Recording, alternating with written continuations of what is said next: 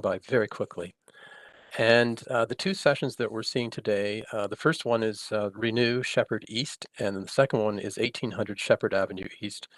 They're both first reviews, and you'll notice that they're connected. And really thank the city team for doing this. Every time this happens in a panel session, it becomes a better session because of that sort of broader perspective.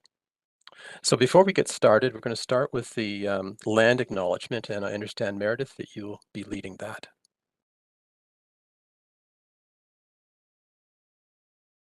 Thank you. So we acknowledge that the land we are meeting on is the traditional territory of many nations, including the Mississaugas of the Credit, the Anishinaabe, the Chippewa, the Haudenosaunee, and the Wendat peoples, and is now home to many diverse First Nations, Inuit, and Métis peoples.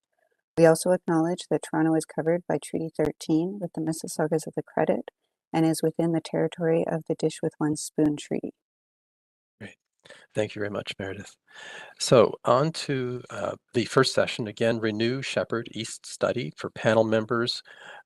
This is a first time that is coming before us, and there is no vote.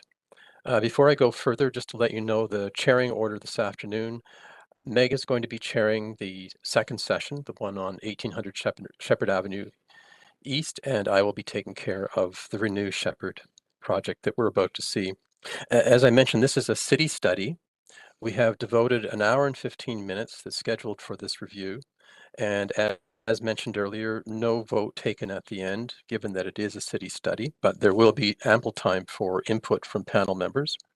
We're going to be giving shortly the staff 25 minutes for their presentation, and then there will be discussion that will follow. And I believe today we have approximately 10 panel members. Before I go to roll call, I just wanted to mention that our sessions are live streamed on YouTube. So we are live as we speak now. They are being recorded. And the recording can be made available, or you can access it through the City Planning YouTube channel following the meeting itself. So I'm going to move on to roll call, and panel members, as I call your name, if you could just let me know if you're here and if you have any conflict of interest. I'm going to start with Dima. Here, no conflict. Great, thank you. Jessica. Here, no conflict. Thanks, Jessica. Moving on to Heather. Here and no conflict. Thanks, Heather. Next is George. Did I see George here? I don't think so. Okay. And Heather, is George not attending today? I think you may have meant Meredith, but oh, my apologies. It's Meredith. Okay. Yeah, it's okay. I think the other Meredith. Sorry. It looks like he's it looks like he's not on. Not on. Okay, we'll move on then. Jim Melvin. Here, no conflict. Thanks, Jim. And Jim Goff. Here and no conflict. Thanks, Jim. Ralph. Here, no conflict. Thank you, Ralph. Olivia. Here, no conflict. Thanks. Paul.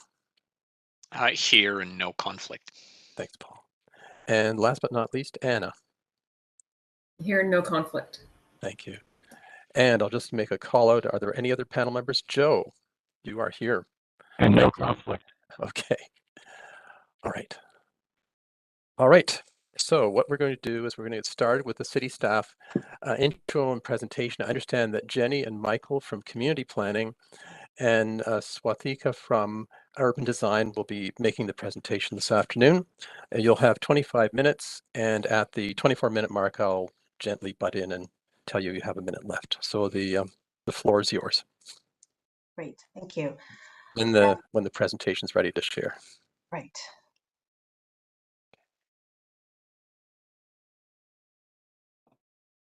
Okay, good afternoon. Today we are here to introduce the panel to the city-led Renew Shepard East study. My name is Jenny Choi, and I'm here today with my colleagues Michael Romero, Swathika Anadan, and we will be presenting to you phase 1 of our study. In 2018, City Council directed City Planning to review density and height policies from west of Baby to Leslie Street along Shepard Avenue as well as to evaluate appropriate grade-related intensification opportunities in the neighborhood, apartment neighborhoods in the vicinity of Tulare Drive and Highway 401, which is near the Passerian subway. Shepard East is experiencing significant intensification, and in June 2021, the city identified sanitary sewer constraints and required immediate upgrades to increase existing municipal sanitary capacity. In light of this, a more fulsome review was requested by City Council and the new ward councillor in January 2022 to conduct a more comprehensive review of the planning policies that include supportive infrastructure, community services and facilities, as well as a planning framework that is more supportive to local businesses who have struggled greatly over the pandemic.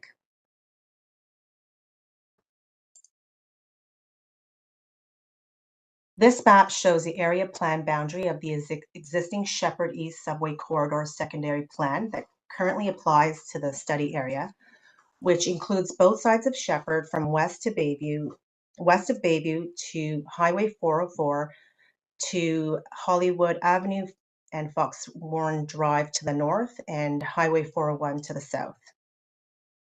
The secondary plan was approved by North York Council in December 1996 with area-specific amendments after that in anticipation of the construction of the Shepard Subway Line 4, which opened in 2002.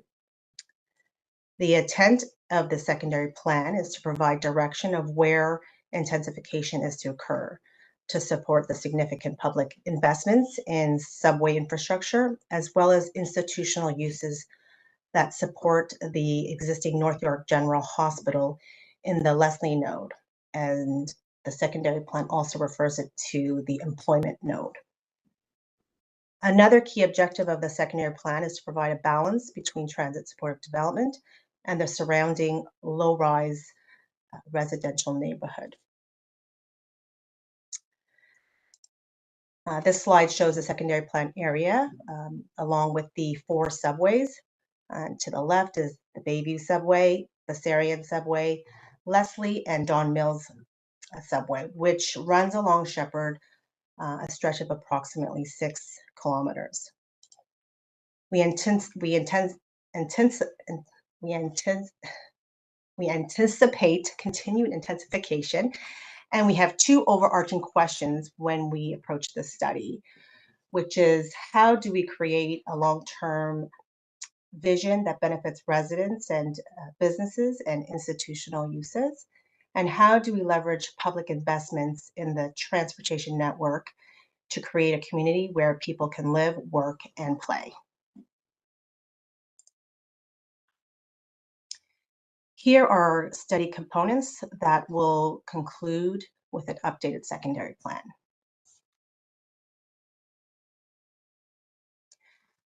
We are currently in phase 1. We did a community consultation kickoff in spring 2022, and we've been ever since understanding the study area and profiling the neighborhood, which we'll present today. And based on community feedback and our research, we drafted an emerging vision and guiding principles. Today, we're at the DRP to solicit feedback on the city's approach and any additional constraints and opportunities as we plan for transit supportive communities.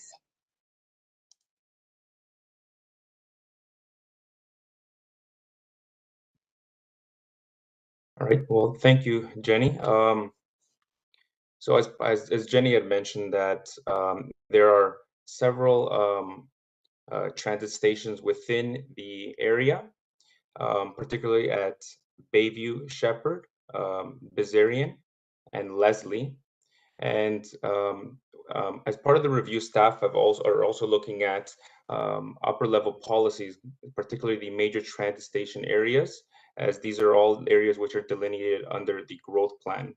Now, the growth plan outlined minimum density targets for subway stations and for GO stations. There's also the Oriole GO station, which is within the proximity of Bayview and Leslie, which is also within this secondary plan study area.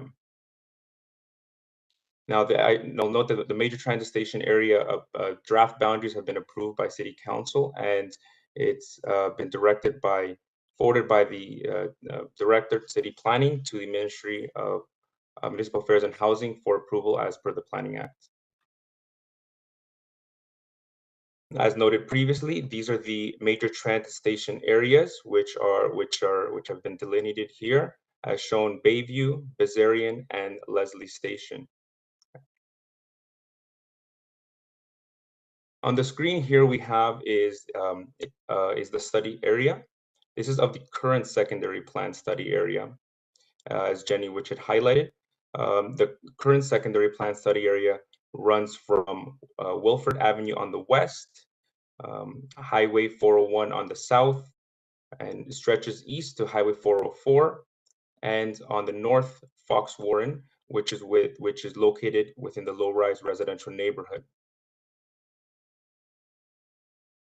Again, as noted, the MTSA boundaries. Now, the map that we currently have on the screen is of the Renew Shepard Avenue study. The study area boundaries have considered the MTSA boundaries, have also considered natural and human-made features as well too. For looking on the west side of the study area boundary, the southwesternmost portion abuts a park system. To the north is Wilford Avenue, which is noted previously, which is consistent with the existing secondary plan boundary. To the south is the Highway 401, which serves as a human-made physical feature. To the east of the secondary plan boundary is a ravine system. And to the north is a park system directly abutting north of the low-rise residential neighborhood, and a trail system which connects the neighborhood just north of Bayview Shepard and the neighborhoods further north as well too. Now, the map that we have here on the screen on the left is of the urban structure map. The urban structure map identifies that Shepard is considered an avenue. Now, avenues are considered areas which would absorb new housing and job choices and provide access to transit. As we see noted there in the urban structure map, we have the green space system, which is identified, which we'll discuss further. And to the right is the high order transit corridor. On this map on the right, we have the TTC subway stations outlined. We have Bazarian Station, Bayview, and Leslie. We also have noted there the existing Oriole Go transit stop, which is adjacent to the 401, and the brown symbol there would be the relocated location of the Go transit stop, which would be adjacent to the existing Leslie TTC subway station.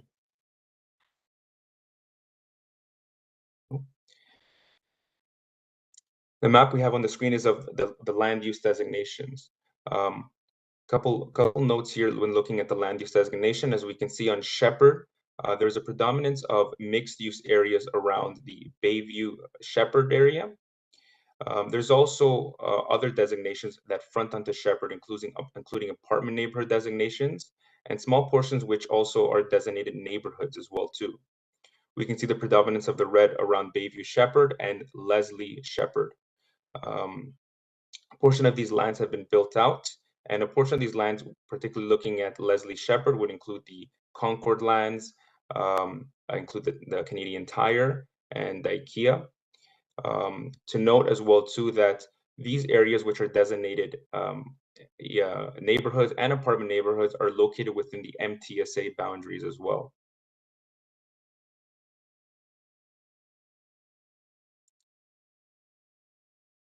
Now, what we have on the screen here is a map which we have produced of the existing built form, and we've also included the commercial and institutional uses as well too, to highlight key important destinations or buildings.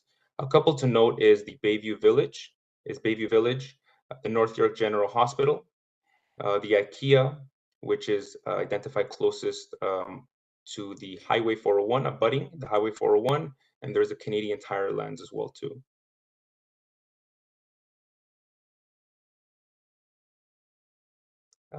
Now, as part of the review is considering some of the emerging trends along this corridor.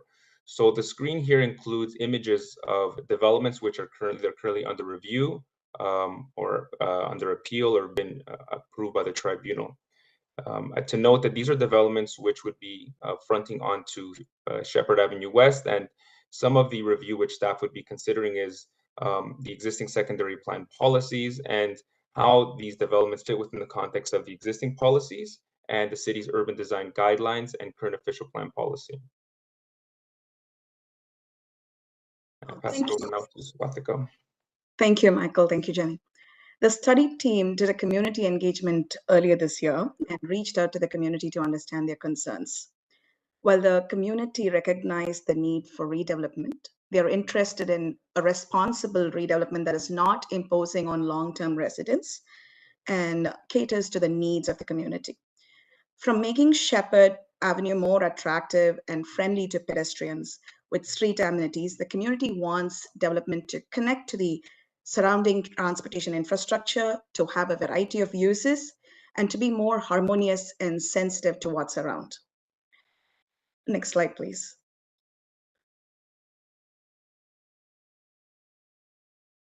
Let's take a look at one node at a time, going over what exists now in terms of identity, and then taking a look at the public realm and the built form.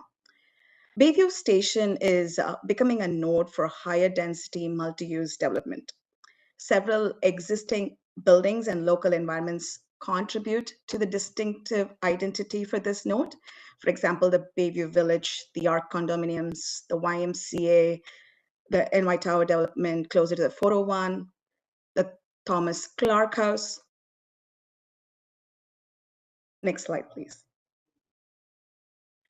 If we were to split the intersection of Bayview and Shepard into 4 quadrants, one can actually see that the figure ground footprints vary very greatly. The area was initially developed with large lots fronting along Shepard, with a mix of detached houses and highway commercial use that was mostly developed in the mid-1950s. Following the introduction of the subway line, the Shepard East Corridor began to intensify with new housing forms. More importantly, large lots with single ownership have developed faster in the last 20 years. There are 2 context plans and a redevelopment plan in this node. Each quadrant is very different in lot characteristic, ownership pattern, building types, and land uses. It's not just the quadrant, but the public realm and the built form around each node within the study area that's very different. The ones closer to the subway station, along Bayview, along Shepard, at the intersections, the public realm along Shepard Avenue itself, and within the neighborhood, it's all very different. The Bayview stations on both northeast and northwest have an open space that serves as a forecourt to the subway station with amenities. The gas station on either side of Bayview to the south also have different public realm treatments. While both have sidewalks, the east side has a row of street trees while the west side does not. The flow of traffic to and from the 401 calls for a more safer public realm along this stretch. There are 3 subway entrances at this intersection, 2 north and 1 to the south closer to the YMCA. Next slide, please. The southwest quadrant as a gas station, detached dwellings, low-rise apartment buildings, 2 3-story office buildings along Shepard. Unlike the southwest quadrant that has remained relatively stable over time, the southeast quadrant of the Shepard-Bayview intersection, closer to the Highway 401, has experienced significant residential intensification. Redevelopment of the Bayview Village is also going to bring more intensification at this intersection. The redevelopment of the lands would add new mixed-use residential and commercial buildings, ranging from the height of 6 to 33 stories. The secondary plan recommends greater heights closer to the 401. The MTSA encourages greater heights closer to the subway stations. The current built form, as it exists now, is more of a low to mid-rise at this intersection. Shepard Avenue has a right-of-way width of 36 meters. Next slide, please. The public realm of Shepard is different from east and west of Bayview. There is a concentration of local parks and open spaces at the Bayview South node with street trees and landscaped entryway between at-grade units and the street. West of Bayview along Shepard is very different. Multiple driveways, curb cuts, utility clutter on the boulevard immediately strike your eye. On the other side, large setbacks with landscaping in the private yards and trees on planters and street trees closer to the curb also make up the public realm. Again, south of Bayview presents a different picture with multiple curb cuts serving the gas station, the YMCA, the residential neighborhoods, and the ramps leading to the 401. This stretch is extremely vehicular heavy and with reduced pedestrian activity. The only pedestrian connection that exists from the neighborhoods to the southwest to east is in close proximity to the ramp. Work lies for us in not only making Shepard pedestrian friendly, but also Bayview to make it more accessible and safer to different users. To the immediate south, where the YMCA is located, there are a mix of uses. Next slide, please, including a gas station, entrance to the Bayview subway station, the Keniston Gardens Parkette, mid-rise buildings ranging between 7 to 12 stories, and the tower development adjacent to 401. The towers west of Rian Drive, they consist of tall buildings, more in the 20 to 28 story range, and mid-rise buildings 8 to 9 stories. The tallest buildings are closer to the 401, stepping down to 20 stories and then to 8 to 9 stories within the interior portion, demonstrating lower heights along Shepard Avenue. The inner streets brings us a different picture. Rian Drive, Barbary Place, Keniston Gardens Drive all have well-maintained public realm with street trees, public sidewalk, and street amenities. On the other hand, the inner residential neighborhoods that date to the mid-1950s have large landscape front yards with public sidewalks. The Bayview Village lands occupy majority of the northeast quadrant, while the interior of the Bayview Village neighborhood is comprised mostly of detached dwellings and schools and parks. The boundary roads contain a mix of residential, commercial, and institutional uses in a variety of built forms, scales, and densities. So on the other side of Bayview, there are 2-story commercial buildings, 3-story townhouses. Next slide, please. So you can see a striking contrast between the both. There are 2-story commercial buildings, 3-story townhouses, single detached dwellings with the apartment buildings, and a couple of mid-rise buildings along and institutional buildings along Shepard. South side of Shepard has a gas station and several low-rise residential dwellings and a low-rise neighborhood area. So that concludes the Bayview node, and we move on to the Bess area. Unlike the intensification that happened around Bayview, there has been comparatively very less development activity and intensification in proximity to the Bessarian subway station. The nearby landmarks include Ethinanahuasthinen Park, the future Bessarian Community Center, which is part of the Concord Park Place development, the Canadian Tire Store, the MEC. So while the segment of Shepard Avenue between Bayview and Leslie was initially developed in the post-war years with predominantly low-rise residential, there was one exception, the northeast corner of Shepard and Hawkesbury. This was one of the earliest buildings with larger floor plate sizes. The Bessarian subway station is viewed as a walk-in community station serving the immediate area. A part of Southeast Bayview node context plan and the Concord Park Place block plan fall under this node. The lot pattern along Shepard contrasts the lot pattern in the inner neighborhoods. To the west, there are deeper lots both along north and south of Shepard. A majority of smaller lots form the inner neighborhoods here. 1 to 2 story low-rise residential buildings with shallow property depths actually front Shepard Avenue, and some of them are even rear-facing lots. More recent proposals, like Michael was showing you, the emerging proposals, they've come up proposing greater heights through consolidation of shallow lots along Shepard, closer to the 401 and along Greenbrier Road. The Concord Park Place development to the east is oriented with greater densities, and it's located further close to the Leslie subway station. The lot fabric in the vicinity of the Bessarian station makes it challenging for redevelopment. The public realm varies just wanted to break in for a moment. You have about 5 minutes left, so just keep that in mind. Okay, thank you. Okay. So I'm going to have to rush through now. So the public realm varies again along the stretch. You can see on-street parking, large paved areas with no landscaping, landscape forecourts with trees, seating, retail frontages covered with posters, narrow landscaping strips, retaining walls. It's quite a variety. of public realm scenarios along the Bessarion stretch. Next slide, please. In the case of Bessarion Station, there's been very less or limited intensification, mostly low-rise buildings, retail plazas, gas stations, and residential apartments and townhouses, with mid-rise buildings along Shepard to a part of it. Next slide, please. So the mid-rise buildings that you see on the street, they do meet the mid-rise guidelines. Their building heights are within the 1:1 ratio, and they have a well-defined base. And there's a step back from the street wall to provide for sky view. Next slide, please. The inner neighborhoods also is a low price pocket that is increasingly being surrounded by the towers. And we are starting to see more applications in this area. Next slide, please. So this node is completely different than the other two nodes that we have seen. And there are many landmarks that we are familiar with, the hospital, IKEA, Canadian Tires. Next slide, please. Earlier, Jenny mentioned that the existing secondary plan identifies Leslie Development Node as an employment node, and it's important that the public realm around the buildings are to enhance the connection to the adjacent transit stations. However, the surrounding land uses do not have direct access to Shepard Avenue East. Many of them take access from the local streets and the connector streets. Next slide, please. So here you can see that the existing pedestrian facilities in the immediate vicinity around the Leslie node are very limited, given the nature of the surrounding area. More underpasses, retaining walls, absence of good sidewalk, and a good pedestrian public realm. Given the proximity to transit infrastructure, wide setbacks, and ample sunlight on the public realm, the sidewalks remain fairly unused and lack activation. Next slide, please.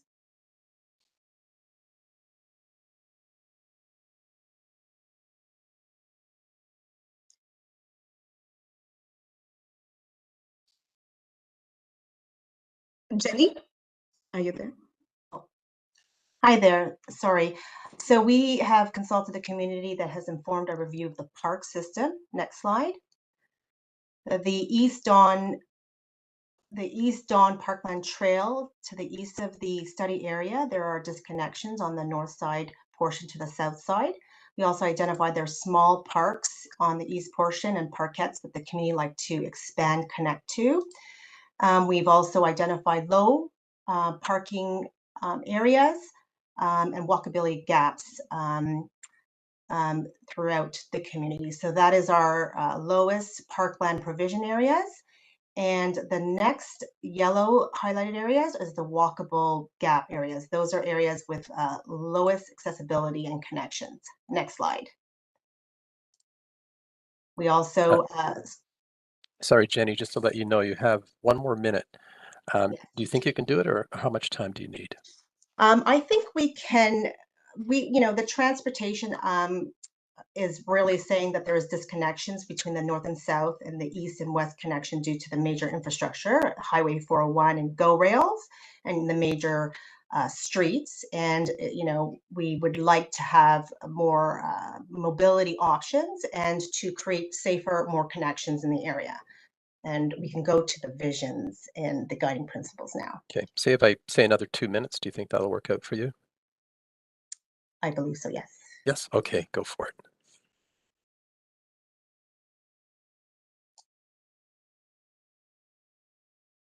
Based on the background information which Swatika and Jenny and myself have gone through, and which is informed in part by community consultation, which has been held earlier in the year, there's an emerging vision which we have currently outlined, which outlines that the Shepard Avenue East study will enhance the identity and sense of place to reinforce the existing community assets and local features to build a mixed-use transit supportive community, will transform towards a complete community that includes broadening housing options and job choices, as well as access to retail and services, leverage the hospital and institutional uses for enhanced employment, academic partnership, and research.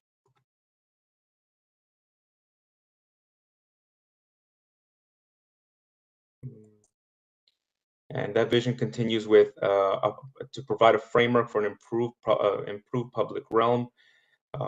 Additionally, expanding active sustainability mobility choices and optimize the local and regional transit network, as we had discussed the TTC and GO transit stations, and provide a build form that expands on the existing context. So this speaks in part to what Swathika had outlined in terms of the existing built context along Shepard. And that is guided by a few guiding principles. These guiding principles outlined currently on the screen would include creating a complete community, which includes land uses to support daily needs and employment opportunities, a livable community. So a few resources within the community were highlighted, such as the natural areas, the Don River, East Don Parkland, expand, improve, and connect to the park and open space system, a prosperous community, and which speaks to building up the existing resources such as the North York General Hospital. A connected community, again, reinforcing the TTC and GO transit stations and leveraging those uses. And finally, creating a sustainable community. And these would be reinforced through community practices and Toronto's resiliency strategy.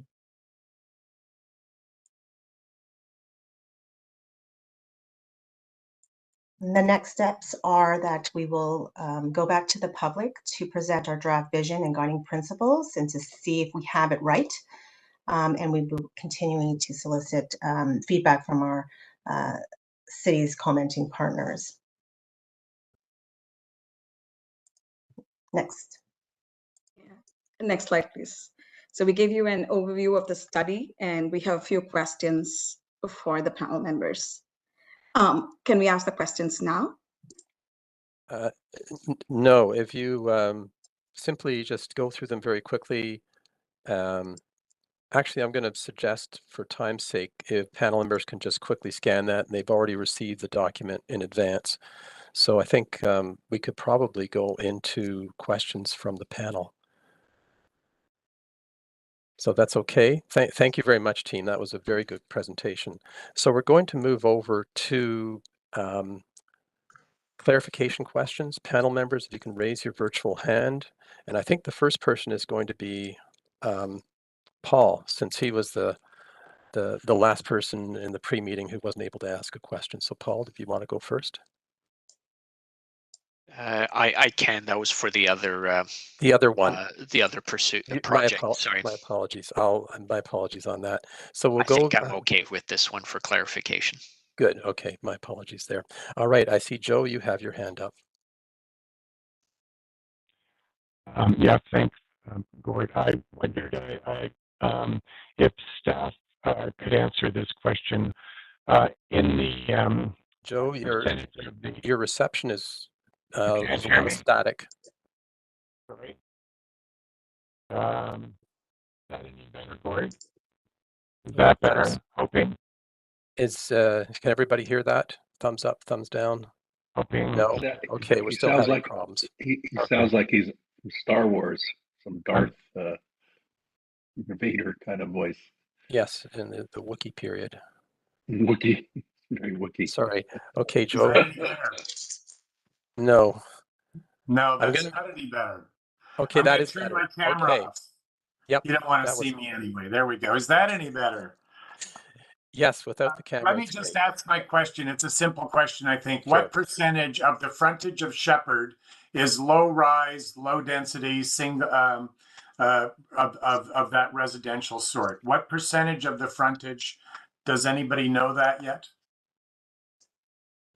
We haven't, sorry, this is Swathika, the urban designer. We haven't done the exact calculation of percentage survey.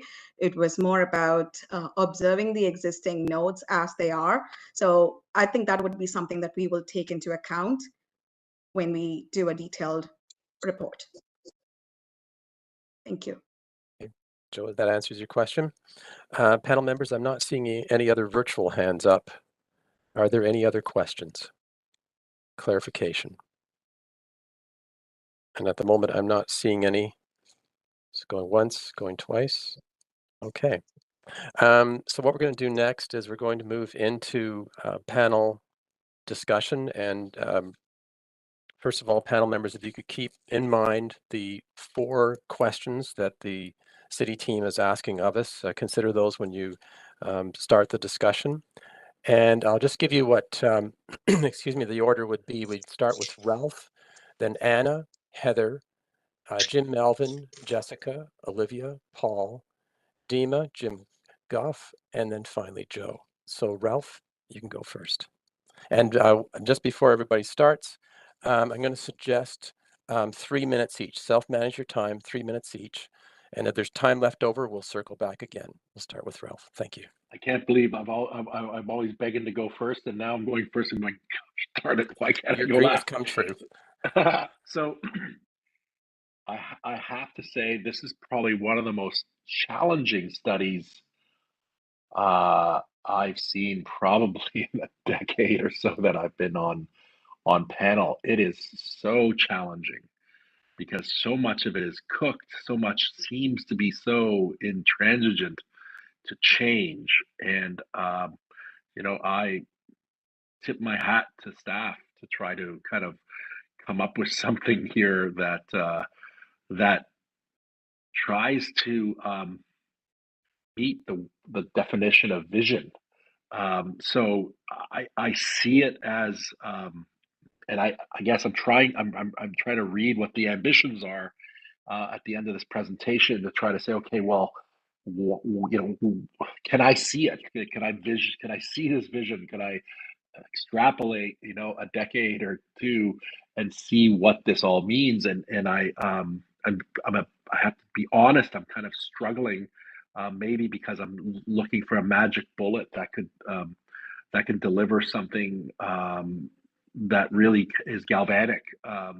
So I think that I appreciate all the, maybe it is a reality of 1,000 small improvements that add up to a vision that I think will fulfill this list of ambitions. I do think that if there's anywhere to be bold, I would suggest that, whether that's a bold built form strategy that might resonate in areas that are underdeveloped, that are still available, that adds a kind of vision of for me, sense of place is such a funny term these days because it requires a lot of things to get right to kind of make that place a memorable experience, a memorable place, something that is iconically kind of galvanized within the kind of memory of a place. So whether it's that, I mean, I'm going to leave it to Park. It just seems that, I think that you're going to hear that throughout the panel. I'll leave it to the people that have already mentioned that in discussion about the need for that. I do think that a strong public realm strategy that's identifiable, that can actually create something that becomes a strong identifier of the area. I think so that Shepard Avenue frontage. I would say, some of those low-rise neighborhoods, can we get them into a more intensive zoning to allow them over time to intensify? And maybe that's suicidal politically, but of course we understand the challenges there. So I think if there's anything I can say, I just think if there's anywhere to be more bold, whether it's built form or public realm, open space, that allows you to flex some muscle to get something else in return. I would say that that's the only thing I can see that I could add to this conversation, and I commend you for the effort. Thanks very much, Ralph. On to Anna, and then Heather. Anna. Thanks, Gordon. Thank you for the presentation. This is it's a great effort on this. And as Ralph said, it's very challenging given the amount of development that has already happened in the neighborhood.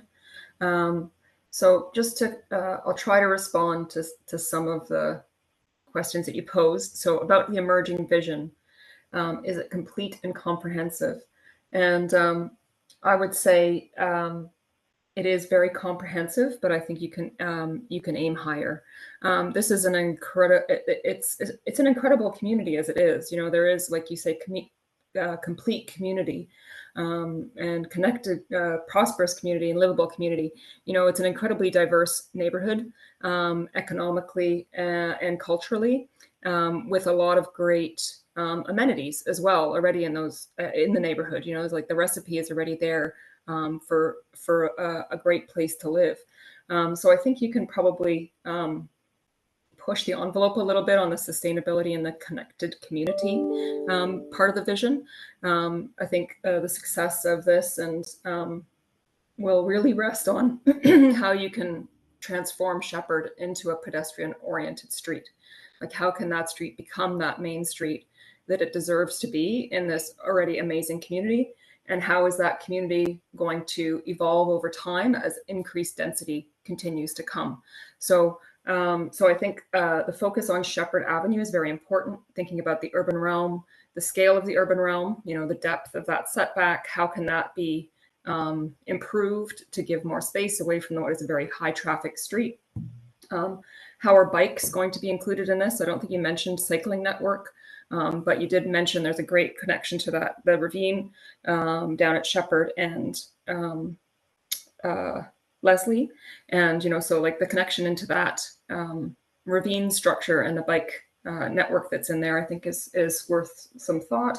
And also, I think just, you know, to focus on that idea of Shepard, just thinking about the character of the base of the buildings and what's coming and how certain, those uses that are coming in the neighborhood and making it a great place to be can be supported by great architecture at the base of the buildings. So I think that's probably a little later on in your process to kind of get to that level of detail. But I think there could be a lot of success in thinking about, you know, the scale of the base, how it can work for retail, how it can work for health, how it can work for commercial, all of those great uses that are coming in this neighborhood and that make it a great place to be.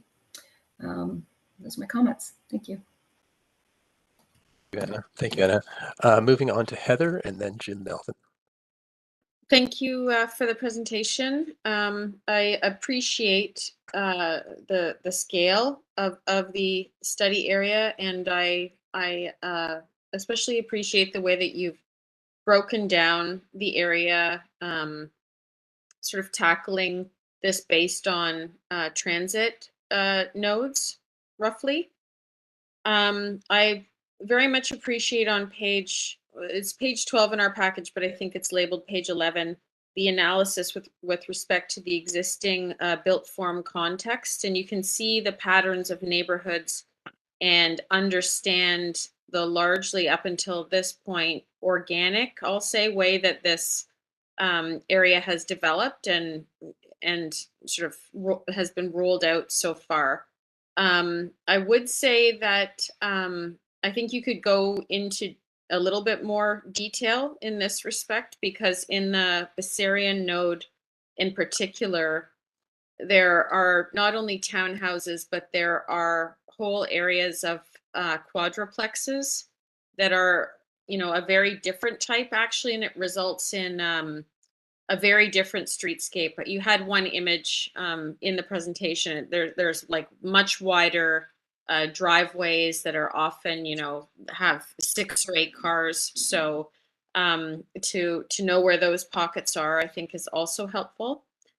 I think that you can also start to dive into other unique aspects of each node and just start to characterize them a little bit more. I mean, beyond the kind of photo essay that we have so far, and I'm sure this is, you know, it's early days, and for the next stage, I would say like the Bayview village redevelopment is super important that we've reviewed, I think, a couple of times on the panel. The Bessarion node is very particularly mixed. As I've said, there's a lot of different housing types in that node. And then the Leslie node, as you've noted, with the hospital and IKEA, is very much a kind of example of the 15-minute neighborhood node.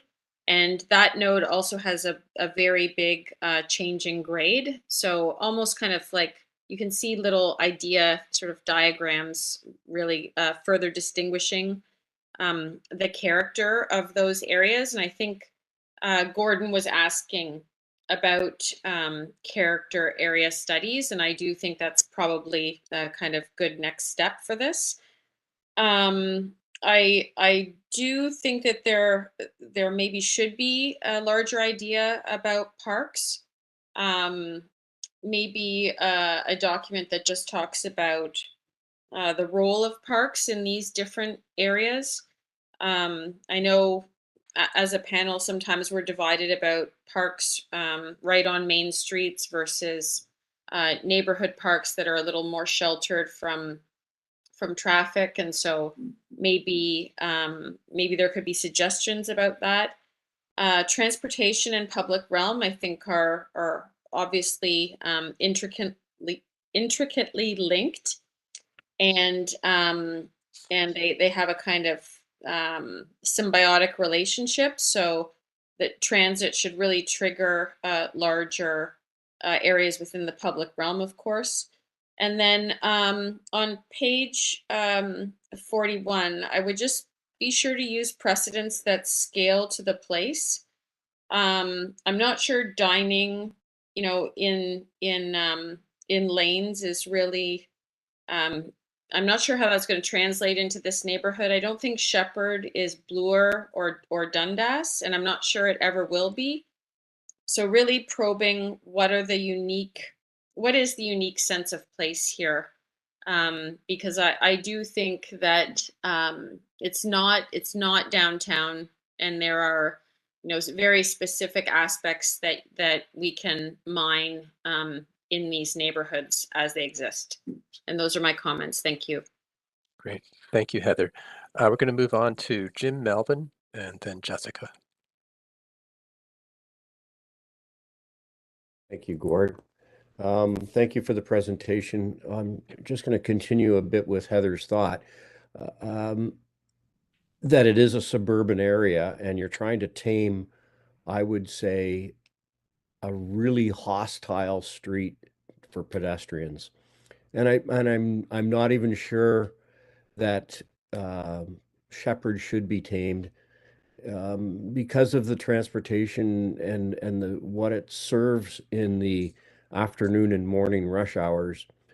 It's just a clogged artery. And if you really want to improve Shepard Avenue and this area and make it better for people to walk in, you're going to have to look at Shepard Avenue and what kind of profile a 36-meter wide, 8 lanes in some areas should look like. And Heather did mention biking was missed and talked about.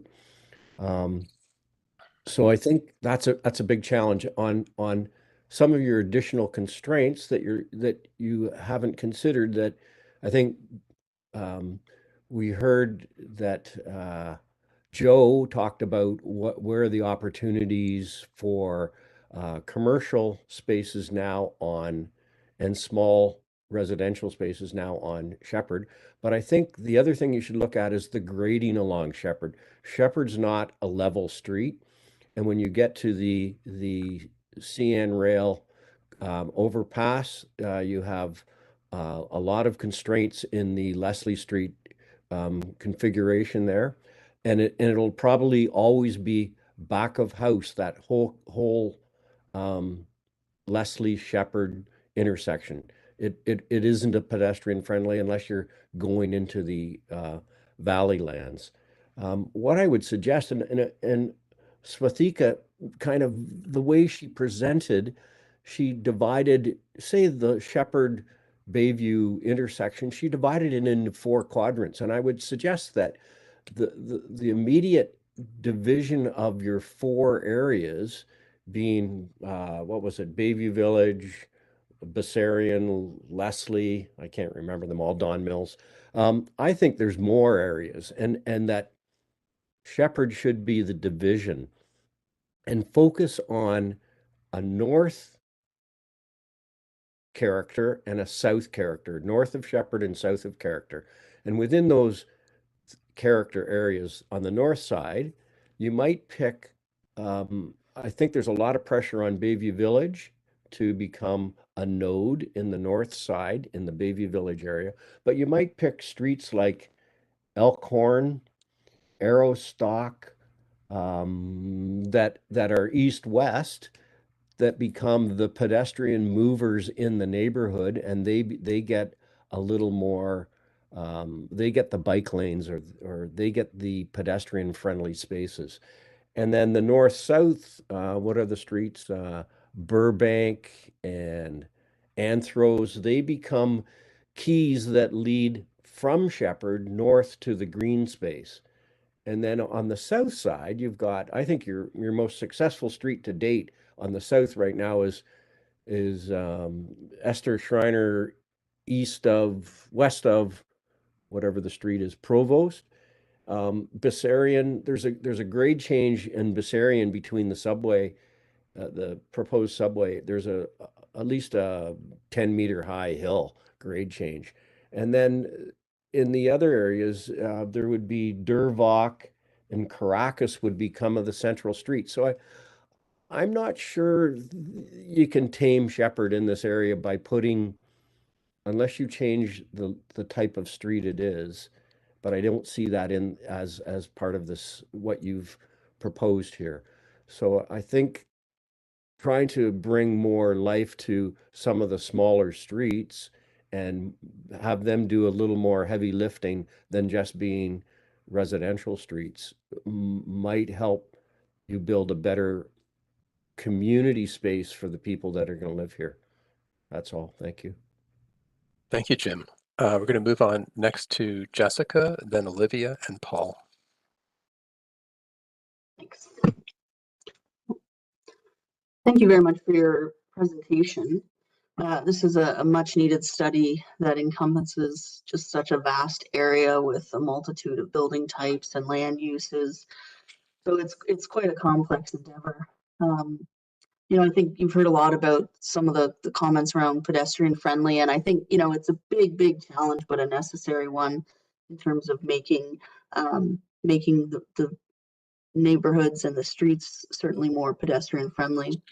I think improving intersection safety was also brought up as a big priority, both for pedestrians and cyclists. So I think coordinating with the transportation study that's sort of currently underway, I think regarding cycling infrastructure will be critical. And the scope of that study might need to expand, or another study might need to be created to address some of the traffic concerns, similar to some of Jim's concerns he mentioned earlier. On page 37, the plan showing the future secured parks was noted, and I thought, you know, it was an interesting mapping exercise. I think it would be really interesting to see the total area sort of currently secured, and determining sort of, is that enough of an increase for residents over the next 5, 10, 20 years.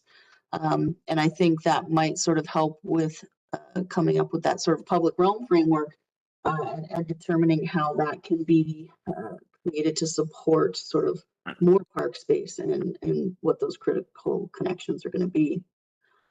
And then with regards to the emerging principles, they all seem to be on track with what you've heard from the community.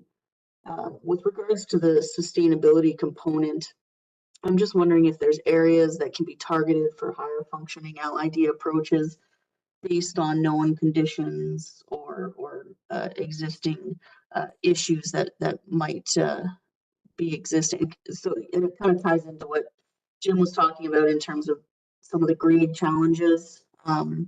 So just a thought as you move into the next phase. Often sustainability is kind of painted using broad strokes, but it would be great to see in the next phase how more specific targeted moves could be implemented. The goal of supporting local businesses was mentioned early in the presentation, and I just thought, you know, that could sort of be elaborated on further, either in the principles or in the future phases. I just felt like that sort of topic maybe became overshadowed by some of the others. And then finally, with regards to the question about identity, You know, I think during the design alternatives phase, focusing on identity creation is going to be really important. The community's given lots of feedback on what isn't working and what can be improved. But I think a deep dive into sort of the more intangible or historic or cultural place knowledge will definitely aid in developing sort of the identity for those nodes. I mean, the question of identity creation is a difficult one because it's all about connecting people to place. And in this case, it's a sort of rapidly changing place. But I think listening to those community stories and voices will help give it a really solid foundation. So yeah, thank you very much. I look forward to seeing how the study progresses. Great, thank you, Jessica. Moving on to Olivia, then Paul, and then Dima. So back to Olivia. Yeah, thank you, Gordon. This was a really great presentation, and I'm in agreement with a lot of the comments that have been mentioned by other members. I think you guys have set down a really great set of principles, including green infrastructure, natural heritage, increased mobility, and pedestrianization. And these are all the right things that we should be focusing on today. And I also want to applaud you for the level of engagement that you're carrying out and your response to it and going back to it. And I would encourage you to keep going back to what you've heard as an important centerpiece of the study. Jessica's already mentioned the importance of LID opportunities from a sustainability standpoint. And I would echo that a lot of the large developments that are happening here, like Bayview Village, are really the opportunities where stormwater management and green infrastructure and all of those larger moves can really be carried out. So I would make sure you really push that on the larger developments. And then in terms of character, I think this has been mentioned by many members already. I would encourage you to look at character in sort of a softer, maybe more mushy way. You've been looking at character very much in terms of physical qualities. What are the places that really define the identity of this place? And I acknowledge that it's a difficult task, and in some ways there may not be much to work with, but there are people who live here and love to live here.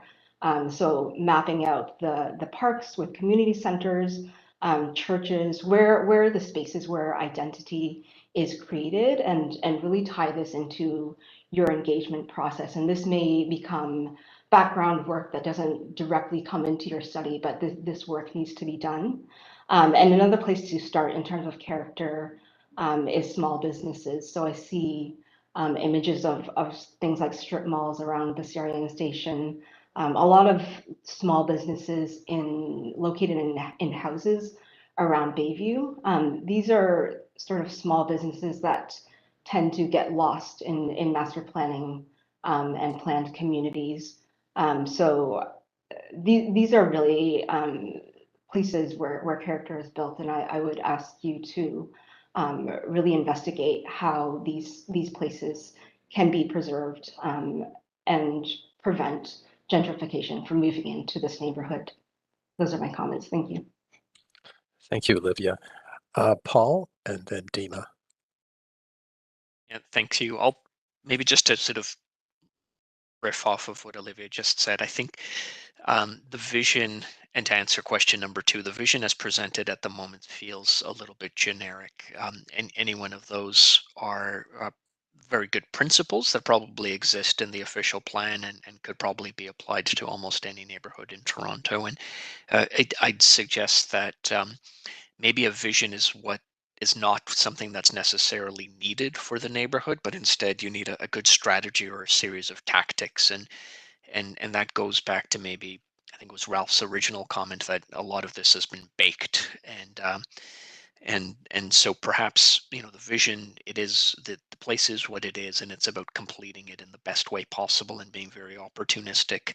And maybe through some kind of a mapping exercise, you can start to identify where those opportunities are to have the maximum impact, right? So looking perhaps at the largest remaining development sites, the Bayview Mall, for example, where transformative change will occur, and then some of the smaller sites or other places that won't change, and then using that to sort of guide that tactical approach, let's call it, rather than necessarily a transformative vision.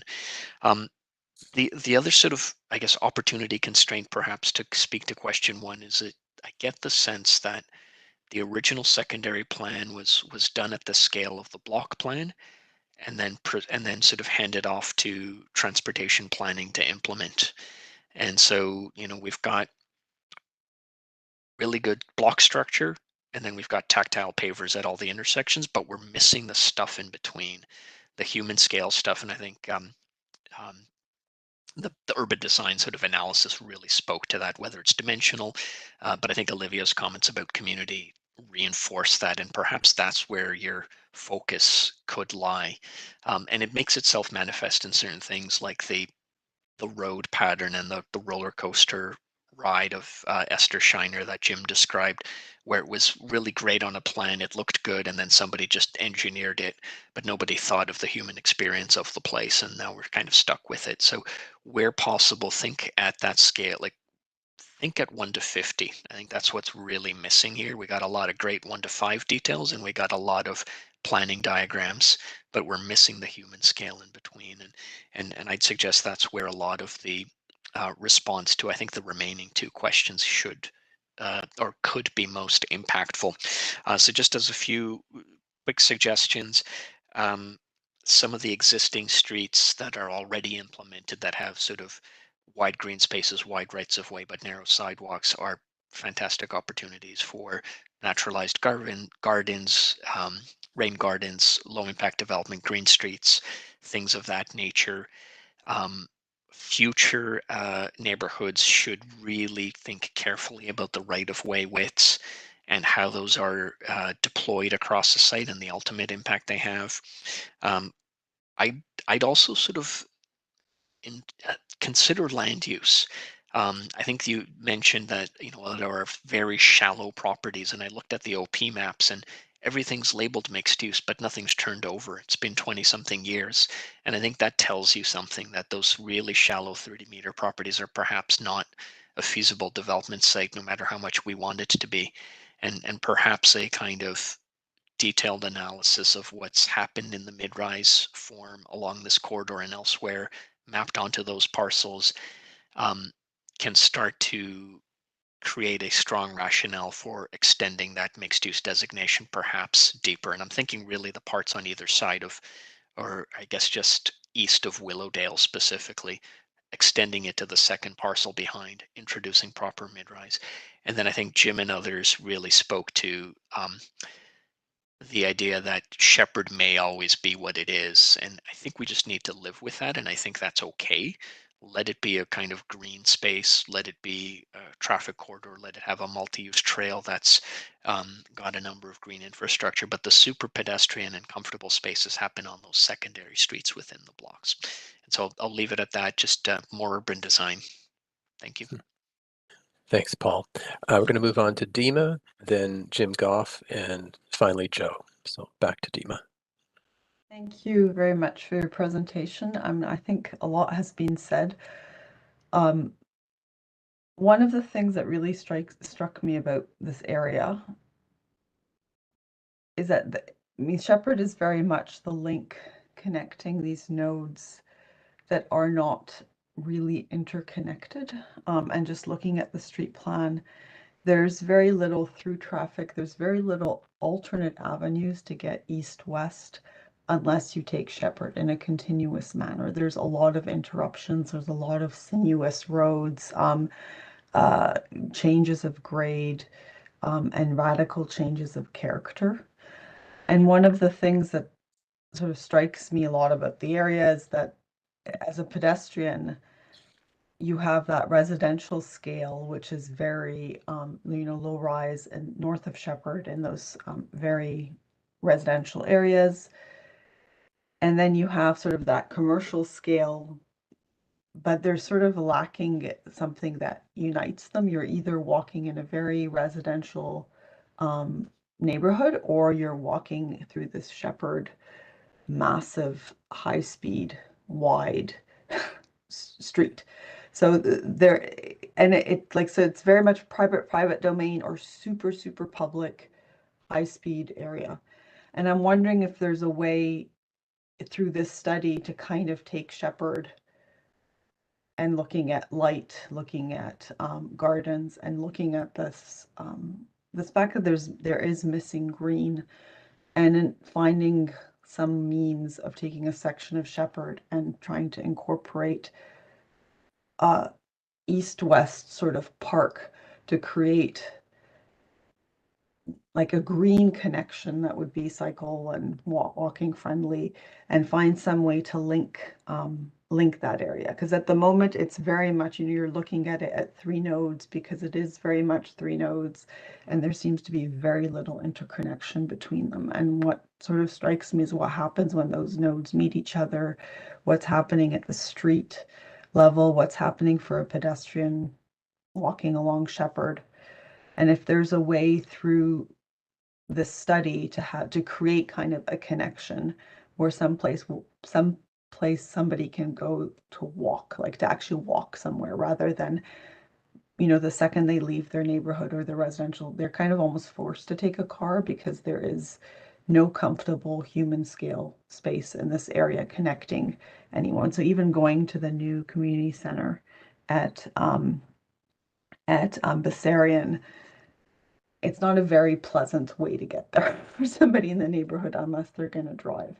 So it's finding, I think that's what I would feel that is the next sort of step. And I think Paul mentioned it with the 1 to 50 scale, is finding pedestrian that connects the different nodes on Shepard, and really looking at this from a walking experience. I think Shepard is, from a driving experience, it's aced it, but now it needs like a person scale rather than a car scale along that avenue, to address all the sort of connection of the buildings, and looking at from street frontages to scale of buildings to quality of light as to which side of the sidewalk could be favored, to opportunities for sustainable impacts and ground swells and water treatment and whatnot through that thoroughfare, and really try to treat Shepard as a life link that links those areas.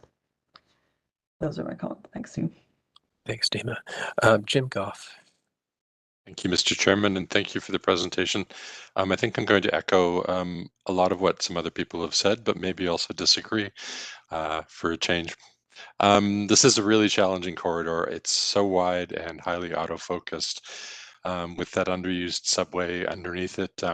So it's great to see this study being undertaken, but I think from my perspective, I would try to retool it a bit. Instead of aiming for the focus to be a transit-oriented community, I would say it should be a pedestrian-oriented neighborhood, and that then will lead into the use of transit more extensively as well.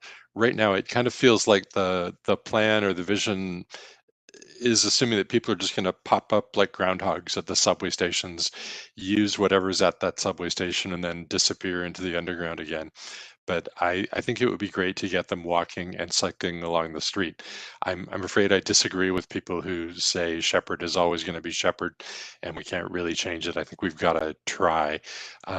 Looking at Shepard from Yonge to Bayview, I mean, it's certainly changed in that section of the street. So I think change has to be possible here as well. In terms of the questions, I think a key constraint is the lack of parallel streets from particularly a transportation perspective. I think getting some bike infrastructure is going to be important in humanizing the street and making it more community serving. So there's no alternative for that right now. There's no alternative street. So I think you need to be planning for how you would do bike infrastructure here. So I would look at redesigning the street with narrower lanes and using the boulevard for that. But also try to create parallel links as development allows. The second question, as Paul said, I think the vision seems a bit generic at this point. I think you really need to come to grips with that traffic problem and create a really strong alternative vision that kind of gives people something to grab onto as the nucleus of a community that wants to make some change. The third question about existing infrastructure, I would, of course, build on the nodes in terms of things like enhancing pedestrian crossings, making sure development around them is pedestrian focused, but also try to stitch them into a corridor for living, working, and playing all along Shepard.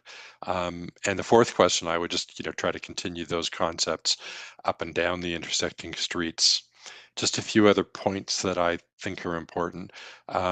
Make sure that the development is pedestrian focused with commercial and retail street facing along Shepard and the side streets.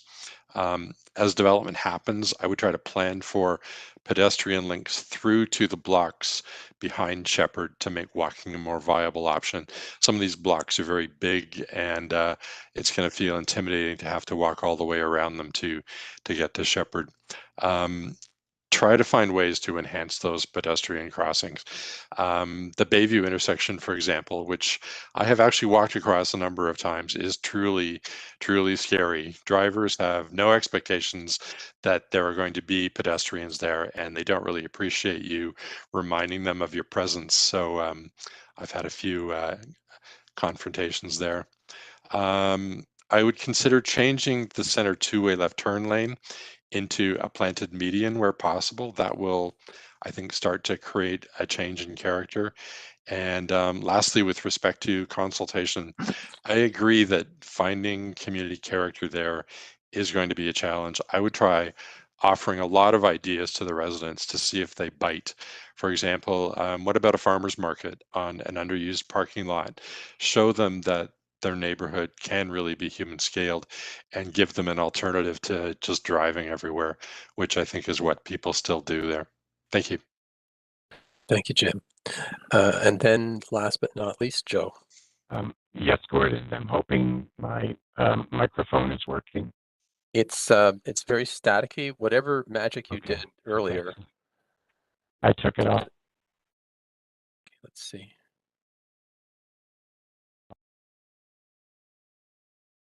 Okay. Yeah, can you hear me now? That is much better. Thank you. Thank you. I apologize for the technical difficulties. I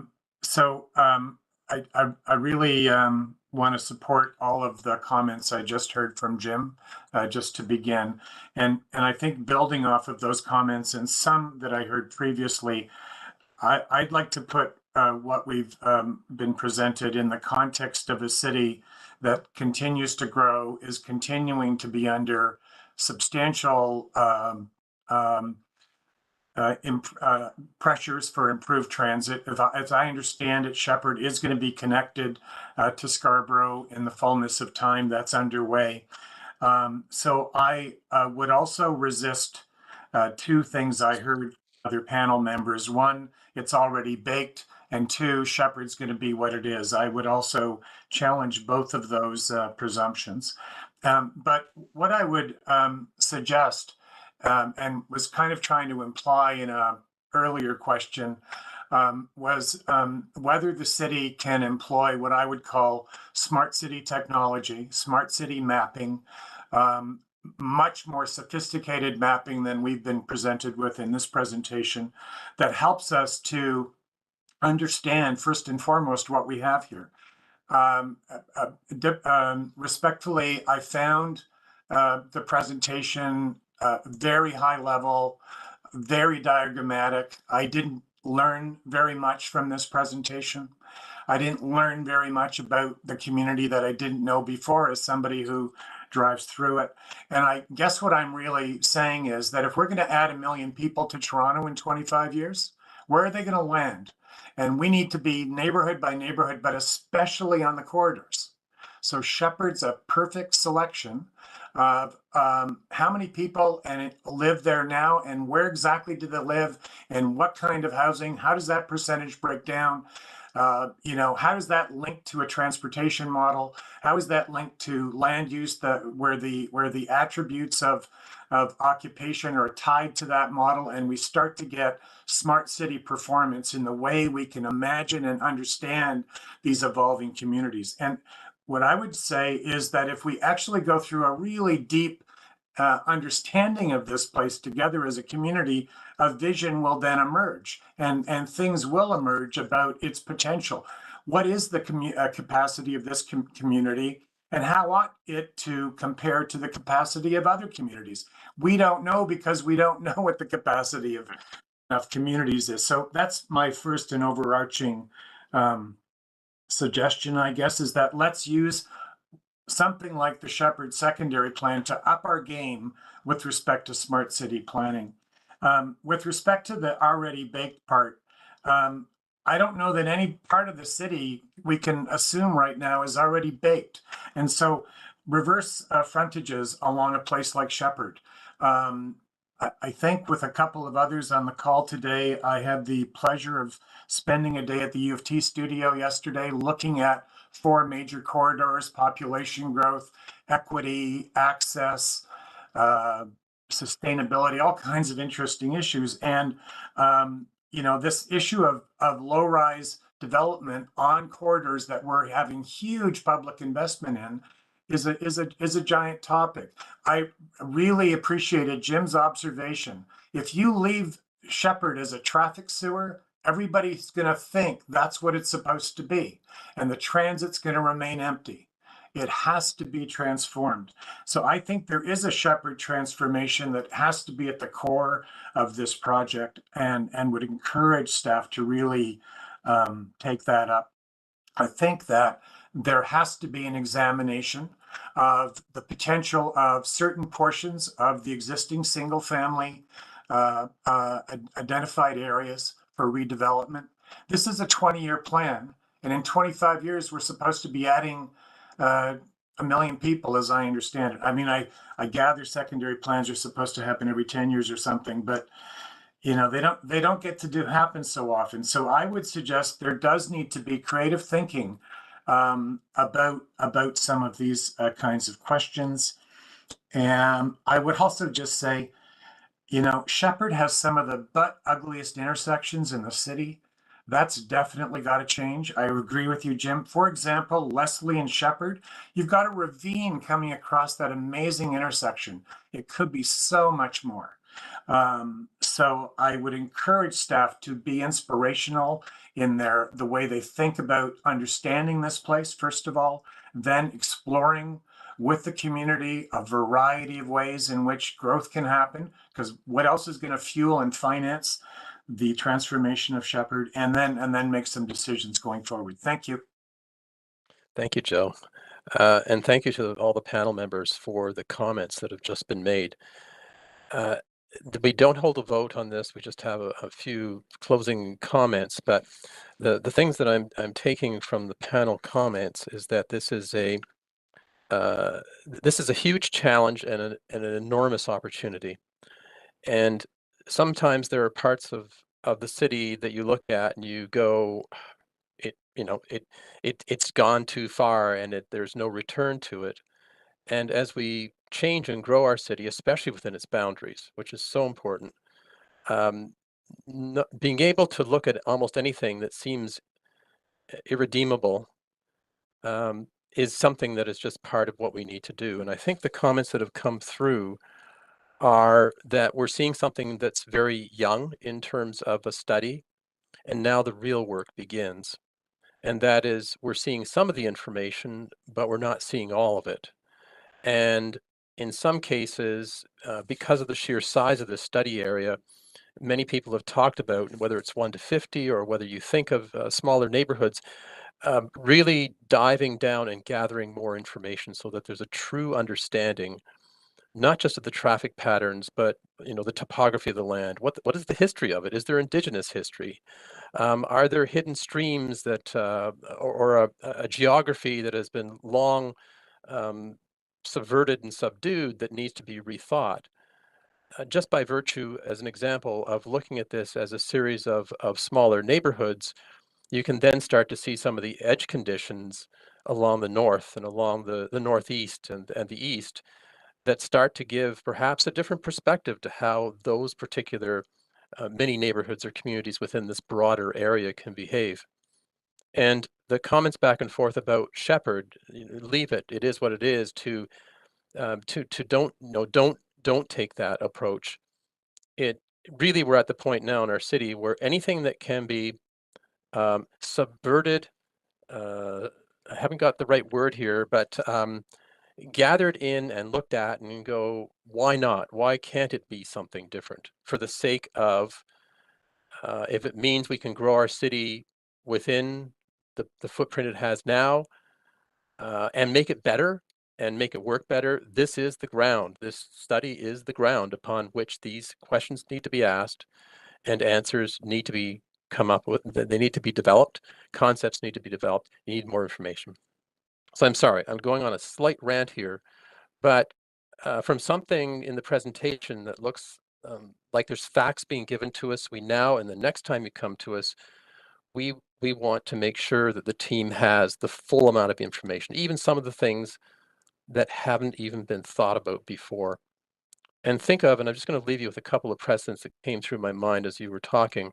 There was a study done at Eglinton and Young a few years ago that we saw, where the beauty of the open spaces didn't lie in trying to find those big patches of ground. It was in the small 1 to 50 scale of mews, of laneways, of parkettes, taking every little bit of space that you could use and turning it into something magical, where perhaps before nobody even realized that the magic was there to be revealed. So I'd leave you with that, because there are probably a lot of other studies, and we've seen a lot as a panel. We'd be happy to share them with you if it helps make the process work and take it to a good spot. So that's it for now. I think you've heard a lot from the panel today. We're looking forward to you coming back. We know you can do it. And this is so important. It is absolutely essential. This is where we really have to get it right. Thank you very much. We're going to take a short break. We're slightly behind schedule. The next session, I believe, if Meg is here, she's going to be the chair. And we were going to start at 2:45. So let's assume that that's still taking place until noted otherwise. Thanks, everybody. Have a short break. Thank you.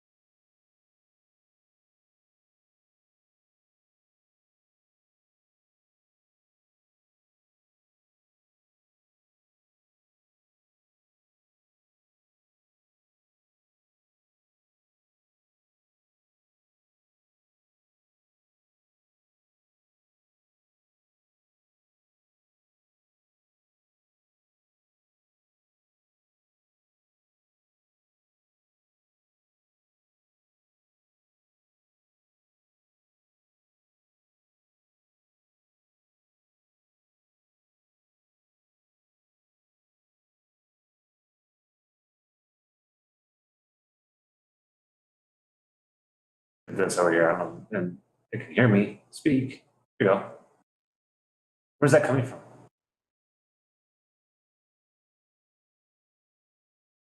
The video?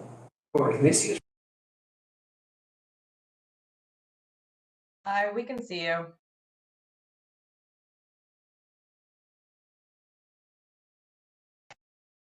Thanks. Sorry, we're just having some technical issues. There you go. Is that the Cadillac Fairview team? Yeah, we have new systems and we're learning them as we on the fly here. So appreciate it. Good timing, good timing. I just sent you an email then because I was worried as to your guys' arrival. Are you all going to be on the one screen? Yes. Okay. That's all I needed to know. And Aaron's going to join too remotely. He's not in the office today. Okay, thank you very much. Yeah, no problem. Thanks.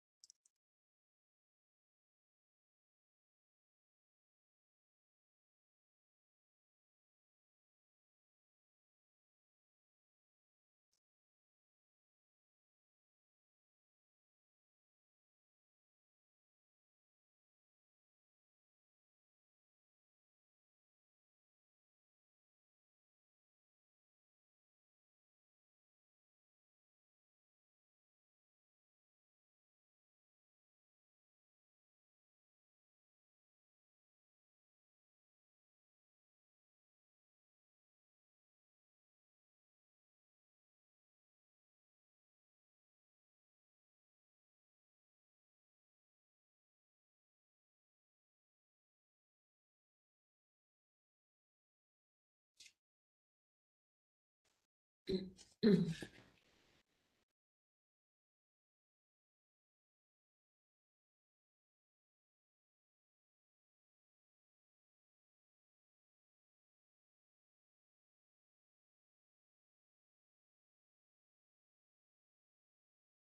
I open?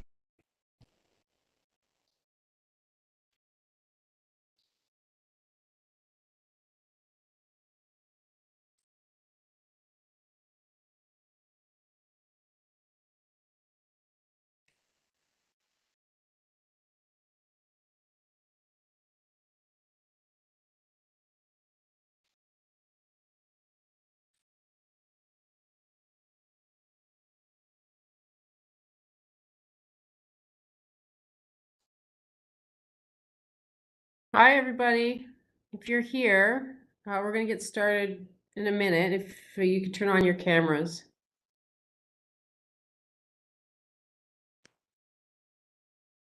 Make sure I can hear.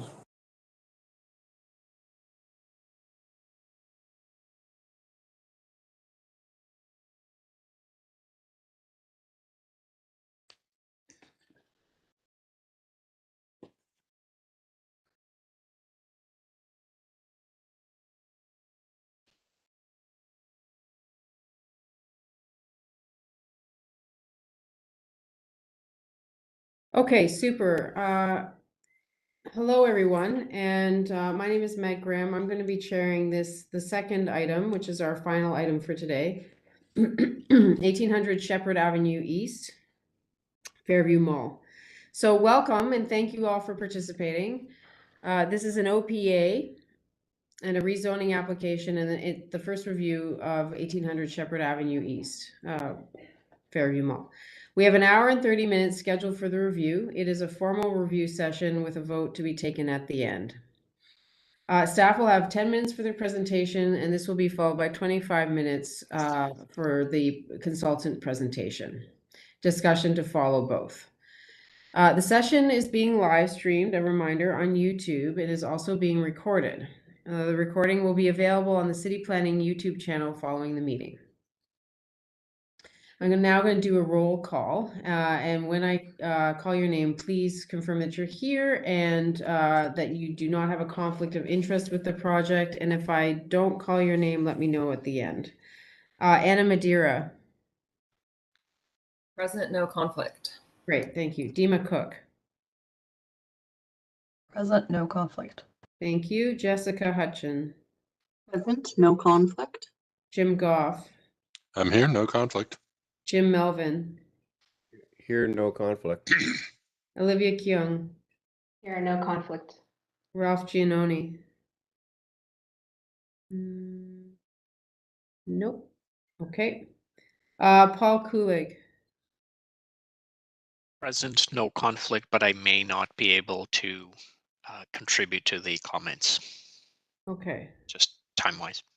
Yep. Heather Rolston. Here and no conflict. And then Joe, I think I see Joe, right? Joe Lauco. Here, no conflict. And now I see Ralph, right? Yes, here, no conflict. Wonderful. Now, have I missed anybody? Oh, Gordon. Sorry, Gordon. Hi, here, no conflict. Sorry about that. You're gonna have to go in the gap here. All right. Oh, good. Oh yeah. What does Whatever that the heck mean? that means. Nothing. It means nothing. I'm finding spaces on my page. Okay, wonderful. Some reminders before we get started. For panel members, please don't forget the staff questions and to provide commentary on both issues of concern and appreciation. When you've got those presenting, when you've got 1 minute left, I will give you a verbal signal to wrap up the presentation. And then without further ado, let's please begin with the city staff intro and presentation. And again, you've got 10 minutes. Thank you. Good afternoon, panel members. I'm just going to share my screen here and hopefully everybody can see the PowerPoint. Yes. Fantastic. So this is. Can you do full screen, please?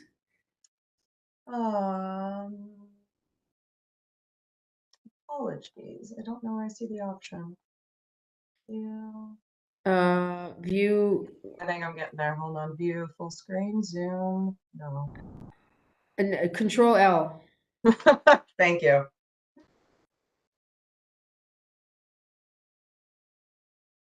Better? Yes, thank you. So this is an application for an official plan amendment and zoning bylaw amendment application at Fairview Mall. My name is Michelle Charco. I'm a senior planner involved in this project in the North York section. With me today is Michael Sakalauskas. He's a senior urban designer, and Andrew Al, a manager of transportation planning. So I think we all know where Fairview Mall is located, but for those who don't know, it is located generally in the northwest quadrant of Shepard Avenue East and Don Mills Road. What should be noted about this site is that this is an incredibly large chunk of land. This is 18.8 hectares in size, and it is immediately adjacent to the Don Mills subway station, which is shown with the yellow star. This is just an aerial view showing the subject site in context with some of the surrounding built form.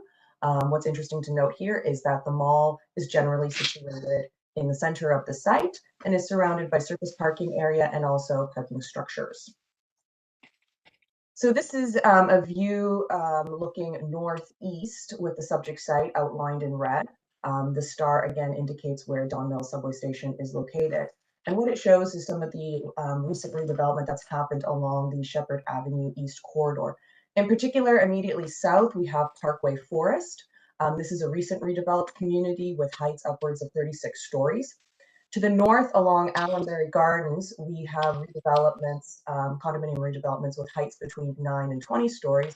And then also on the west side of Don Mills, we have applications that have been recently submitted to the city for condominium redevelopments with heights of 39 stories and recent approvals with heights upwards of 33 stories. So just to provide a little bit of context with respect to official plan policy, this is the urban structure map, and what we can see here is that the subject site is located along two designated avenues, being Shepard Avenue East and Don Mills.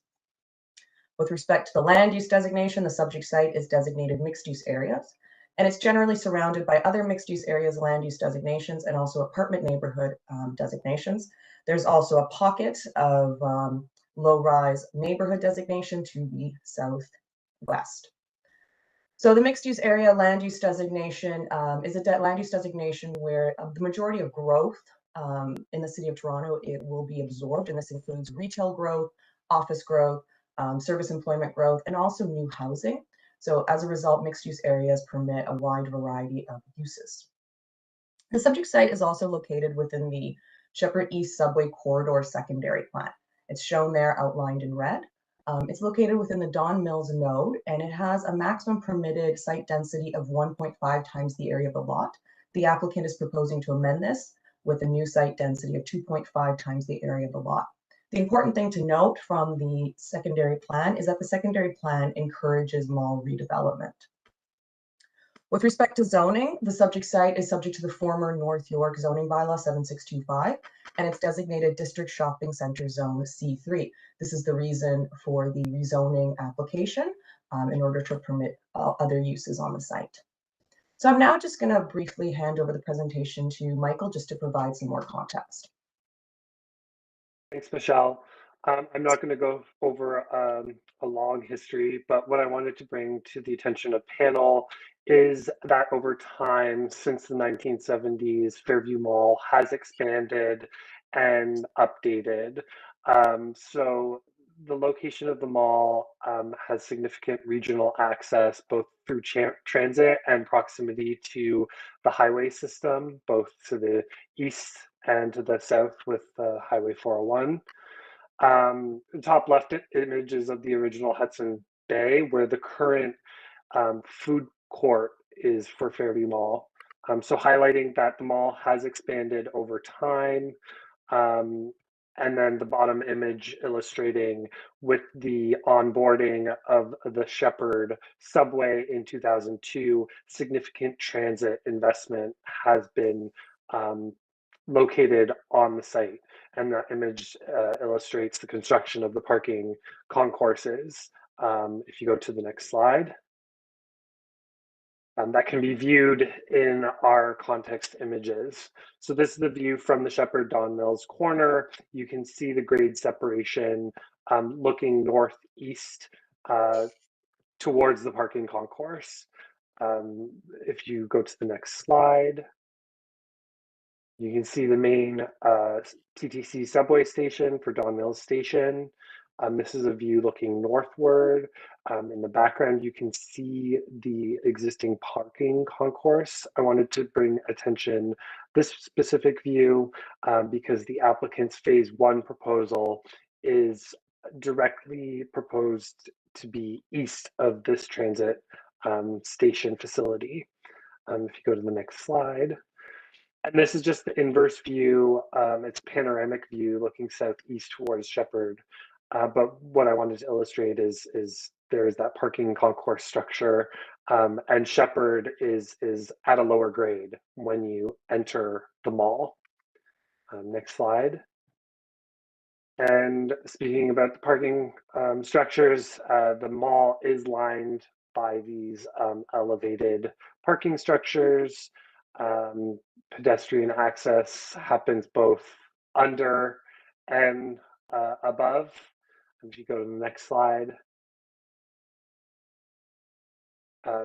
Just highlighting the regional proximity, particularly Fairview Mall Drive. There are numerous gateways around the site. This is the Eastern Gateway, but it illustrates that access to Fairview Mall Drive and the ring road concept that encircles the site. Next slide, please. Again, transit accessibility, there's a major bus terminal, which also operates underneath this large parking structure. So there's an underground component for bus circulation, which then leads to access the subway underground.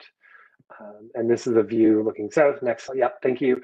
And then again, that idea of pedestrian circulation, oh, I just wanted to clarify that one previous slide.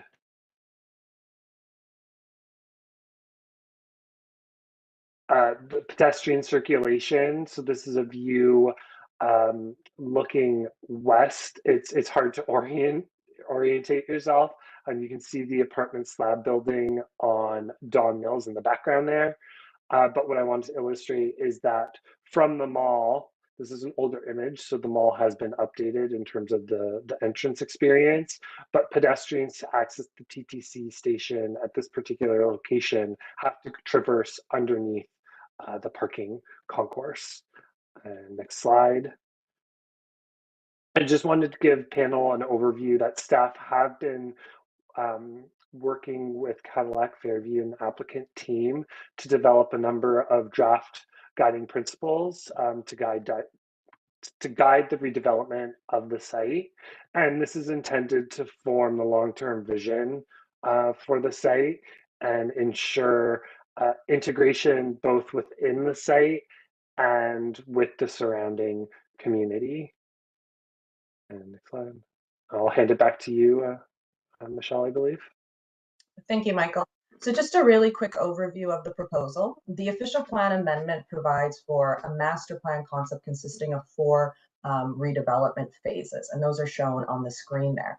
So within these 4 redevelopment phases, there are approximately 4,700 new residential units within 12 residential towers. There's 1 office building that's proposed, and that's in phase 4. It provides for 40,000 square meters of additional non-res space. Within this master plan concept, there will be 3 new public parks totaling almost 8,000 square meters. And this right here is the proposed circulation plan with respect to the road network. So the blue indicates proposed public roads and the purple indicates proposed private roads. And this is to provide for access to those proposed residential towers. With respect to the rezoning application, the applicant has only submitted a rezoning for phase 1, and this is the phase that's located along Shepard Avenue East, immediately adjacent to the TTC station. This phase includes 3 high-rise buildings, a rental building at 58 stories, and 2 condominium towers along Shepard at 38 and 48 stories. It should be noted that moving forward, a separate rezoning and site plan application will be required for each redevelopment phase. And one other item that I want to highlight is that Fairview Mall does not occupy the whole of the block. It actually shares the block with 5 Fairview Mall Drive, which recently submitted an OPA-ZBA application as well. This is shown in orange on the screen. That proposal includes a 36 and 31-story residential towers on top of a shared 5-story podium. So with respect to this application, 2 questions come to mind. How should the city think about these 2 sites and how they interact? And should there be a more comprehensive plan for the entire block as opposed to just the Cadillac Fairview site? These are just some additional images showing what 5 Fairview Mall Drive is proposing with the 2-tower scheme on the left, and then a 3D mass model here showing in orange, the proposal at 5 Fairview Mall Drive with the full build-out proposal for the whole OPA application for Fairview Mall. So the City of Toronto, in reviewing this application, has several key considerations. The first one is integration, so ensuring appropriate connections, physical form, and articulating the edges and the intensity of activity and uses. Providing for a vibrant public realm. This includes urbanizing the edges and ensuring that public spaces are accessible and legible as public spaces. And then mobility, providing for a multimodal transportation hub that not only provides connections on the site, but also through the site and to the surrounding communities, and economic vitality. So maintaining and supporting continued retail use on the site, but also integrating office uses. So as a result of this, we have 4 key questions to the panel today, and I'll read those out now. So the first one, should the proposed official plan application establish a new public realm framework, such as a master plan concept or precinct plans, which envision the long-term potential redevelopment of the existing mall and the associated parking structures? And this also directly relates to the application at 5 Fairview Mall Drive as well. 2, how can the site organization, siting of buildings, parks, public streets, and open spaces in relation to the existing mall, the existing grades, the existing transit network, and the surrounding community create a fully integrated and permeable public realm? 3, does the proposed public realm and built form strategy support and take advantage of existing and potential future expansions of transit in the area, specifically focusing on the intersection of Don Mills and Shepard Avenue? And finally, can the design review panel provide commentary on the proposed built form, massing, and heights across the overall block? Thank you. Thank you very much. Let's move right into the consultant introduction and presentation, please. You'll have 25 minutes.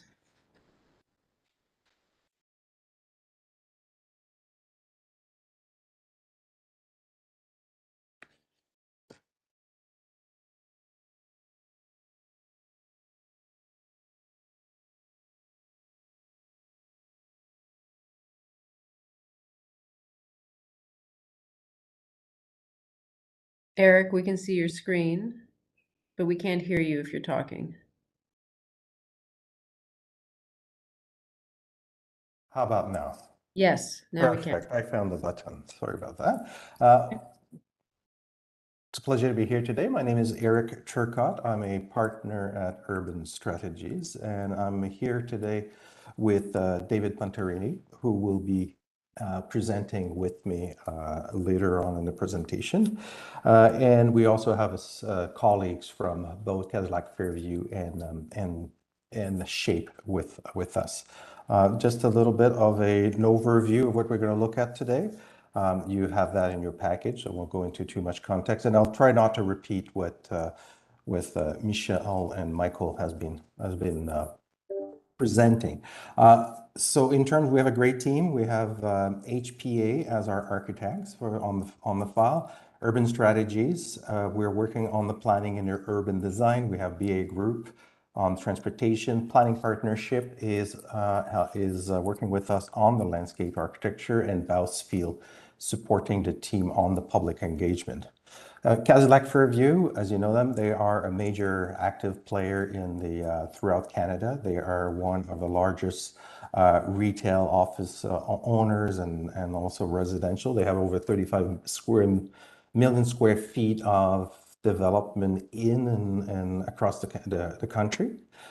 Something to always remember, they are part of the Ontario Teachers Pension Plan, so they are here to support these pensions, which is just to say that they have a long-term view. They're not here to just flip something, what they built, they look at it and want to make sure that it has really high quality, really high standard, because in most cases, they will continue to own and operate and be part of these development as it continues in the future. They own lots of shopping malls, 18 across the country. This one is a particular important. This is something the mall is not going anywhere because it's actually doing very well. They are continuously investing. There's over 14 million people that comes here annually to, and there's also a lot of people working here. There's about 2,500 employs, about 3,500 employees. It has 170 stores. A new grocery store is going to open very shortly. If it hasn't yet, it's a TNT. So it's something too that is where the community comes to. It's a very important asset and place in the heart of this community. With Cadillac Fairview, Shape is their development partner. Shape, some of you would know, are heavily invested in Western Canada. They've worked on some of the largest master plan there. Amazing Brentwood, a city of Lockheed, and then they are also, what they focus is creating complete communities, making sure that there's lots of vibrancy. There are places where they want to make sure that there's parks, there's public realm, open space, residential, employment, creating those mixed community that we're looking into. I think Michael did a good job in terms of looking at giving us a bit of an overview about the mall. Open in the 70s, lots of expansion, lots of investment, and an ongoing investment. And I think that's critical. Like I said, there's a new grocery store. That is something that the community was looking for a long time to see here. And then I think part of our premise, what is the opportunity here is that we've got a great assets, a mall that is working very well, but we're in a very suburban context. And when you'll see in a minute that the land that is immediately surrounding us is, it's not representative of contemporary planning priorities. There are parking lots. We're trying to, we have the transit that is right onto our land. So how do you actually then look at the assets that we have, look at the land, make sure that we're creating a complete mixed-use community that integrates the mall, supports the transit investment, and I think it was alluded by the city, is also protect in the long term the potential ongoing revitalization of the land, the ongoing transformation of the place. And as you'll see, it is quite the puzzle. There's a lot of easement. There are lots of infrastructure we have to take into consideration. There are retail obligation. There are tenants obligation. So all of this makes it quite an intriguing puzzle for us to look at. And as mentioned by Michelle, we have 18 hectare. There's over 1 million square feet of gross floor area here, 4,500 parking, but really, really good public transit. We have a subway. We have also, there's plan to expand this line in the future going toward the east. There's a bus terminal that is underground, so that there's a whole layer under here that you don't see, but is actually quite a piece of critical infrastructure. And we do have regional transit coming right into our site. This is an interesting picture. We are, looking from the highway, either from the 404 or from the 401. What you see is this is clearly an area that lots of development activities are happening. It is happening, it's intense. It's definitely a place that is desirable. We can see here that this is a place, and because of the transit proximity to good access to the road network, it is desirable. Interestingly enough, though, all that you see around it is not right at the station itself. It's all adjacent, and we are in a context that from to the east, to the west of us, the apartment neighborhood, to the north, some of the new Allenberry Garden development. We have a public library on the site, and we have all the Parkway Forest that is adjacent to us, as well as Emerald City. So there is a transformation it's a place that is desirable, a place that is evolving quite nicely and has lots of input and population. I won't spend too much time on these just because you have seen them, and Michael's done a good job at showing what's happening around us. Again, I think the point is a lot of things are urbanizing around us, but there's also lots of opportunity that is left to be done here. We have the transit on the site, and as you can see on the top left image, there has been work with Cadillac Fairview over time to exteriorize the mall, to urbanize those edges, or like creating an interface that is, over time is evolving. So part of our job is to look at, okay, let's continue to build on that work and maximize these opportunities. And this is something that, as you'll see, it's not unique to Fairview. Some of you, I know personally, are working on some of these other retail centers that are redeveloping, that are evolving, that are transforming around the GTA, whether it's the Cloverdale, the Galleria, which are malls that are over time going to be gone and completely transforming the sites, to other places where the mall is actually staying, whether it's the Yorkdale, the Sherway, that is the Dufferin Mall, that is the Bayview. These are places that will continue to evolve, but it will be done differently. It's not a blind canvas, something that we need to continue and build upon. We have great transit. I mentioned that already, and we're also surrounding with lots of public open space and parks. So we do want to continue to build on that network and creating the great places that will support the community.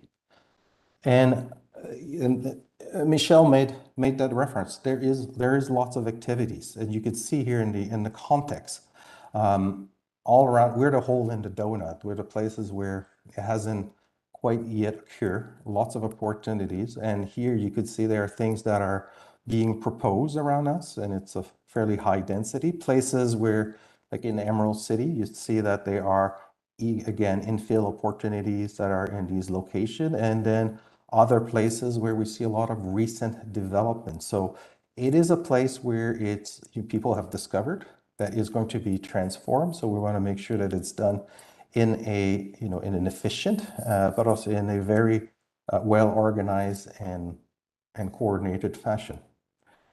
Those are the guiding principles that they built on what Michelle mentioned earlier. We want to support the retail function and employment of the mall.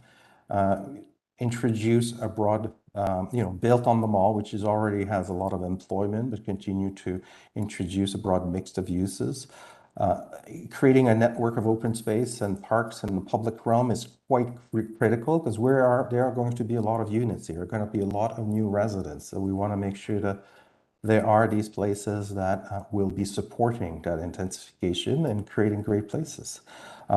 Movement in and around how we serve, how we come in is quite critical. And then we want to ensure too that this is going to be a development that's going to happen over a very long time. So we want to ensure that the development is flexible. And those, this is a process that's been ongoing for many years. We've had meeting with the city. It started, we developed back in the days, and this was in 2020, I believe, a series of principles building on creating the gateway precinct, how we actually bringing mobility within the site, as much permeability as we can, creating the great places, the type of experience we want. So the principles you saw earlier and that Michelle talked, are integrated since the beginning into the way that we're looking at shaping the site. Key consideration, and this is where we start to introduce the complexity of the site. It is not an easy site. We have the mall is working very well, and we have lease obligations. So they are over time. We're looking at, what are obligation of the lease? Where are the no build zone? Because there are a number of them. So what you see in the hatch is where the mall is, where some of the parking structures are. Those are not going to be, we can't really touch those. for, until, if anything ever happens to the mall. There is also a layer at the corner where the TTC is that has a series of easement. There's a lot of infrastructure. There's some tunnels, there's some ramps. They are in the phase one. This is just a note, and you could see here in light gray, we are able to demolish and David will talk about that, a small portion of the parking structure. So that is one that that will be going away. But generally what you see here is that there is areas where there will be very little change for a while. There are places too that the operation of the TTC is something that is quite critical to TTC operation but also we want to make sure that we're attaching ourselves very well to the TTC. We're protecting the way buses can come in and out, because this corner is quite critical because it's moving thousands and thousands of people a day. But we want to ensure that our development is very well attached and connected to the transit.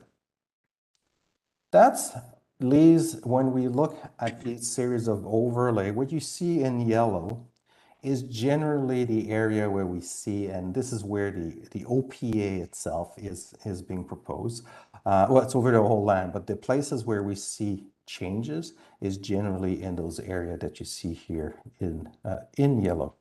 So there are neighborhood to the north, to the south, with the mall in the center, but we want to ensure that the circulation through the mall is as easy and as well connected as possible.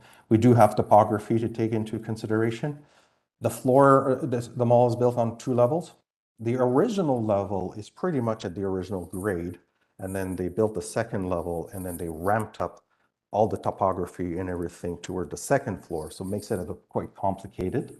And at the same time, they duplicated some of where the location, where the circulation is, as well as some of the places where the loading and servicings are happening. So the change in level from the main level of the mall to the surrounding street can vary between 3 to 6 meters generally. So something that is quite critical. So we're looking at also integrating park space, road, street. We do have on the east side of the property, an MTO setback, but we think there are opportunity here to create a multi-use trail with sidewalks, with landscaping to help to connect the site on the east side. But we're looking at creating a whole network of public realm, public parks, private open space, and tree-lined trees. From a build form perspective, we very much see that looking at the surrounding, that the property is at the station. So there's a place where we see in the interior of our site to have the highest, the peak, the tallest building, and then on the east-west and the north-south axis, looking at transitioning the peak of the height at our site toward the edges, toward Emerald City, toward Allenbury Garden, and as well as toward the east and the west of us. We think there's a good rationale here to do that. And here's the master plan. The idea is to create a series of rational, cohesive series of block that can be transformed over time. We do have 4 phases of development. We do have, as mentioned by Michelle, 12 tall buildings. They all are meeting the tall building guideline from a separation distance perspective. Our phases are typically guided with our lease obligation about where the constraints are and then where we can unlock the development over time. We have various views. Now, the massing that you see here is quite important. David will talk in a second about phase 1. But what we see here is the massing is really, it's the architecture that's represented here is very much just to represent the massing. Those are placeholder, as mentioned by Michelle. Every building, every phase over time will come and be designed to have its specific response. We do have, this is looking toward the frontage along Shepard Avenue. some rich landscape. Every major street has a public park and also has a series of open space associated with them. The building at the corner that you see in kind of a more glazed area simply represent that this is where we see an opportunity to create a building here that will be more of a commercial nature, whether it's a hotel, office, something of that sort. Then we have, and then we could see some integrating in the background some of the buildings, such as 5 Fairview Drive that you see at the back of the property. And then just turning around, we can see that the massing that we're proposing are transitioning from the edges from the existing context to peak toward the center of the site. The circulation is being one of the elements that we've been looking at. We're spending a lot of time to ensure that is well done. There's a lot of porosity that we're improving connectivity on the east and the west, bringing people to the front door of the mall. We're looking at how to increase the opportunity to go through the mall, because the mall, we think, is going to be a key aspect about how we walk through and connect the north and the south. And we've prepared here this illustration that shows the kind of three-dimensional puzzle that we're dealing with, from the connection from the TTC level, understanding that above the TTC we have the lower level, which is really the road level, which has a lot of how you service, how you access the parking as you come in, but then normalizing the environment as you go higher to create a series of block and street served by a public realm, and then to create the canvas for the building. Again, here in detail, we're looking at how we are servicing the various levels. It is complicated, but we think we found some good solution to how people would come in and create those seamless for pedestrian. Seamlessly, you can go from the street, go to the front door of the mall, go through it, and create an environment with the public realm that is supportive and adaptable over time. Open space wise, each major road on each side of the site has a public parkland. We do have about 12% of the developable area that is proposed as parkland, and we do have more than that. That is just private open space, part of the public realm, including the MTO setback that is located right on the east. We also have a village square that David will talk to you about in a second, and the opportunity on the east side of the property, so along the Fairview Drive, the Mall Drive, what we see is the integration along its edges of a multi-use pathway, good landscaping, double growth tree, sidewalk, and landscaping between the right-of-way and the mall. And so that is one of the opportunities we think that is going to greatly improve mobility on the edges of the site. Altogether, Eric, you have 4 minutes left. I just want to make sure. I won't talk about this because this was already presented by Michelle, so I'm just going to pass it to David. Thanks, Eric. So the first image we start with is a kind of a legacy project for Cadillac Fairview, and we thought this was an interesting place to start because I think what we're proposing in phase 1 is a development that reflects some of the principles from this project. One is this idea of kind of clean, contemporary, simple architectural expression. The other is this idea of towers in a public plaza with pavilions as opposed to tower and podium schemes. And I think that what drew us into this precedent was it is a legacy project for Cadillac, and it kind of reflects what we're aspiring to in the first phase. The next image shows that idea of the kind of the pavilion at the base that we're all familiar with it, and then this kind of expression of the clean contemporary architecture.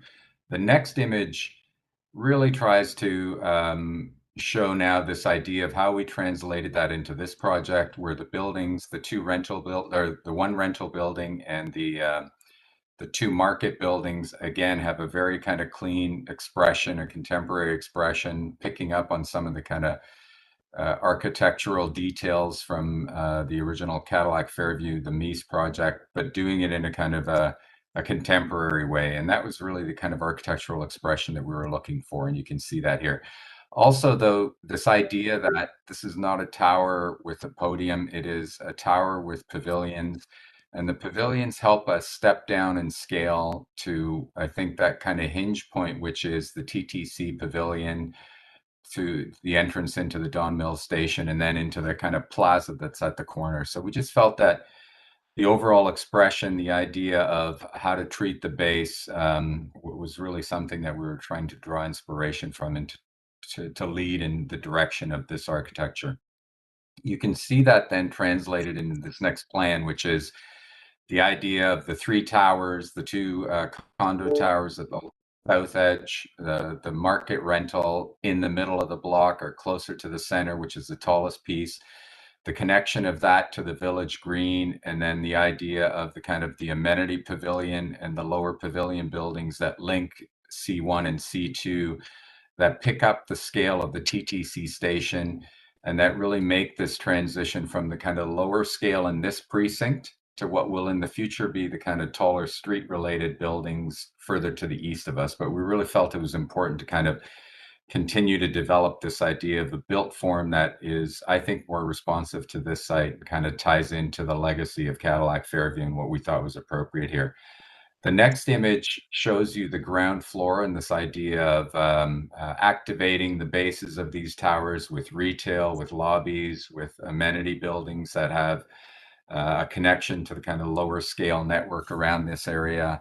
And also just how we're dealing with circulation in the south block. We're trying to internalize that in the center of between the two residential buildings. And then to the north, we've got a kind of a parcel that sits adjacent to the mall itself and that is connected to the village green. Both of those are bisected by the kind of complex, bus loop and turning radiuses that we've got to deal with coming out of the transit station. So the plan itself is intended to be very kind of clean and to reflect the kind of complexity, the connections back to the mall, but also to the transit hub and to the TTC station. And then we've got bike parking in the rental building up on the second floor, and we've got additional amenity on the second floor that links C1 and C2. But all of this is to kind of say that this really is about towers in a kind of plaza configuration adjacent to a village green. The next plan then just shows the kind of the expression of the tower plans, the way we're kind of creating a very kind of simple, but we hope elegant expression with this kind of pinwheel plan of balconies and of the units and how we're kind of distributing that. We're shifting towers so that they are not looking directly into each other, but kind of getting diagonal views across from each other, and just see the different orientation of the south parcel. The towers are more north-south linear, and then the north rental building is located on an east-west axis relative to the village green. And then the final, yes, David, we're out of time. How much time do you need? 2 slides. Yep. Okay. Kind of overall kind of rendering that shows the expression. The one rental building has a different expression than the two condo buildings. And the next image is of the podium. Go to the next image, and the village green and the relationship of the towers to the village green. And then you can click through. The rest of the images are really about the architectural expression, the kind of metal detailing that we're picking up on the kind of modern Mies expression, bringing it to this site, and then the relationship on the next image to the TTC subway station and the connection, that idea of this being a hinge point and this precinct having a lower scale at the base than what might be characteristic of the traditional tower podium configuration. And then the last 2 slides, Eric, I'll let you speak to those. I'll just need the 30-second, which is, we're still early days in terms of our development, but little to say Cadillac is committed to, You know, I think his mandate is to be a leader and demonstrate leadership into the sustainability.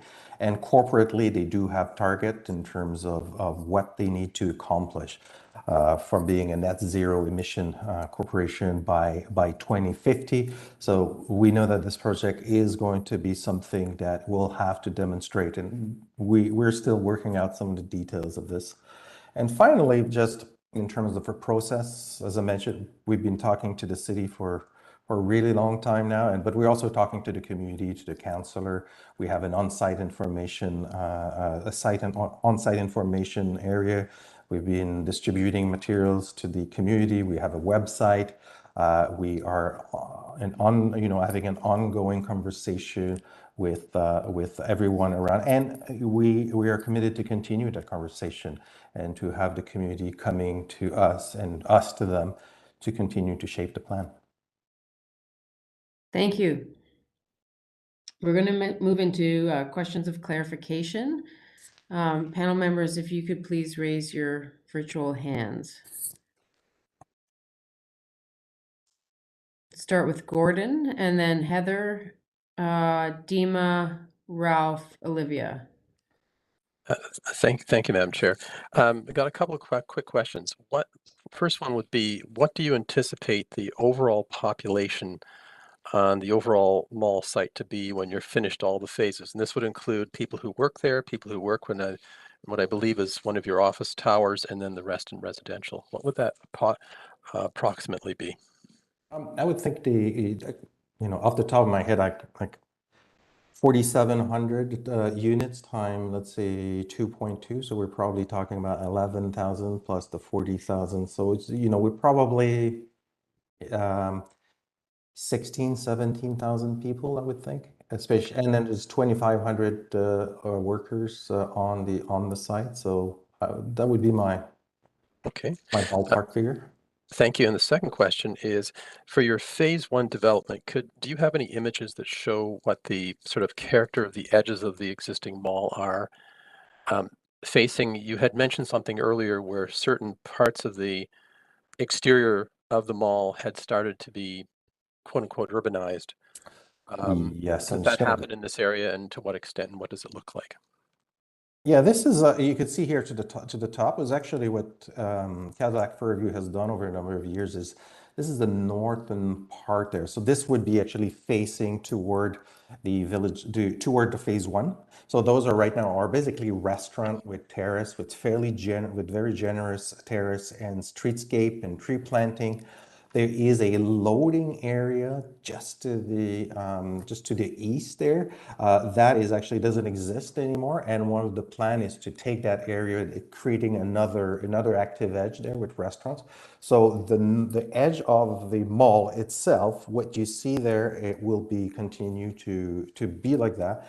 And then the edge on the other side, which used to be the Sears, there's a new entrance and there's some new treatment that will be occurring on the mall itself. So where the TNT is going to be located, and there's going to be a food court in that area. So there's an area, it's going to be, the porosity and the connectivities will be improved. Thank you. Heather. I'm just wondering if you could explain a little bit about the parking garages and the ownership.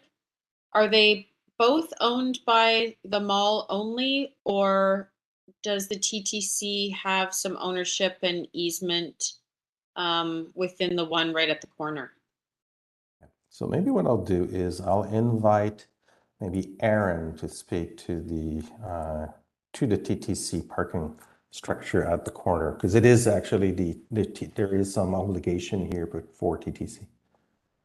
Sure, thank you, Eric. And I might also ask Michael Pleiser to correct me if I misstate anything, but essentially it's like a spaghetti tangled ownership of easements and strata ownership. So it's a very complex situation, but there are certain rights that the TTC has within the parkade. Okay, thank you. Yeah, okay, Dima.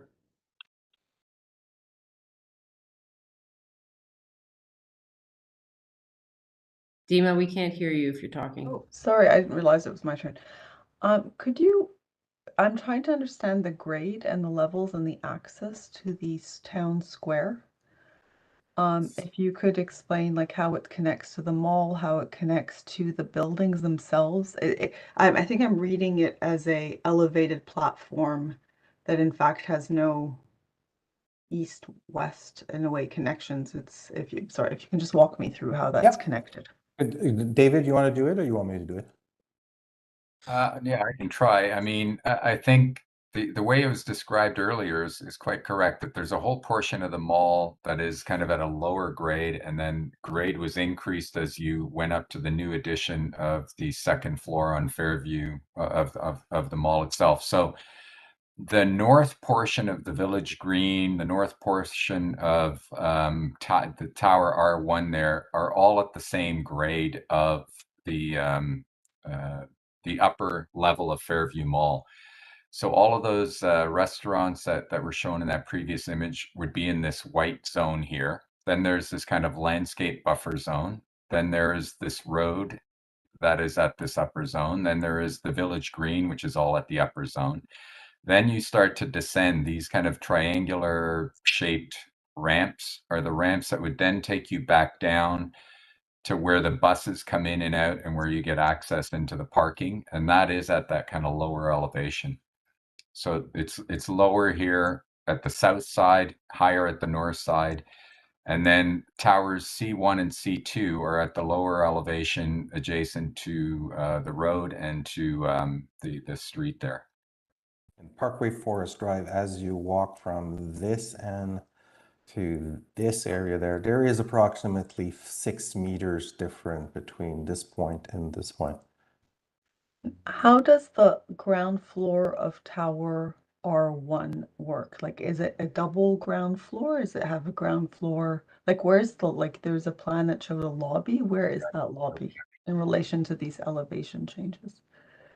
So there's a portion of the lobby of that yellow rectangle, which would be at the lower elevation. And then there are stairs and ramps that would get you up to an upper portion of the lobby, which is then adjacent to the Village Green.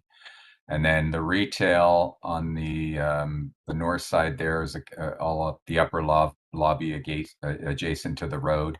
And then the drop that Eric was describing is where the loading is occurring and the servicing and the loading is occurring off of that. And then at the south end, you've got, again, a small component of retail amenity, which is relative to that mid-level road and the kind of south service entrance too.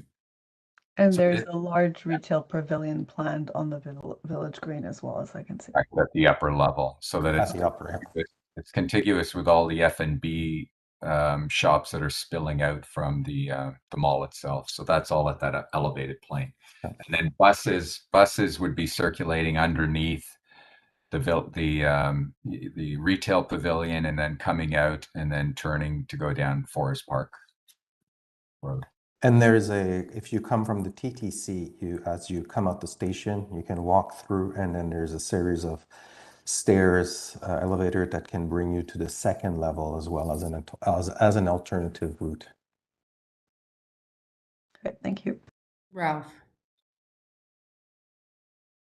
In no particular order, the no-build zone at the southwest corner, is there a lease attached to that? How long would it be? Is there any plans of the ground floors in phase 4 of the 45-story, the 40-story, the 35-story?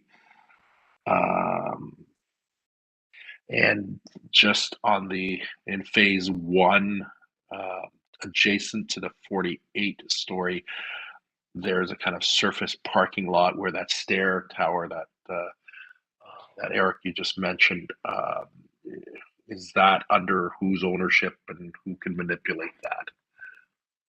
So maybe I'll just answer your second question right away in terms of the phase 4, whether we have plans for those. No, we don't yet. It's just it's a placeholder, but it's a question of, we've looked at potential building placement and then the relationship with the public realm. Maybe I will just pass it then to either Michael or Aaron, just to talk about the easement or the no-build zone associated with the TTC.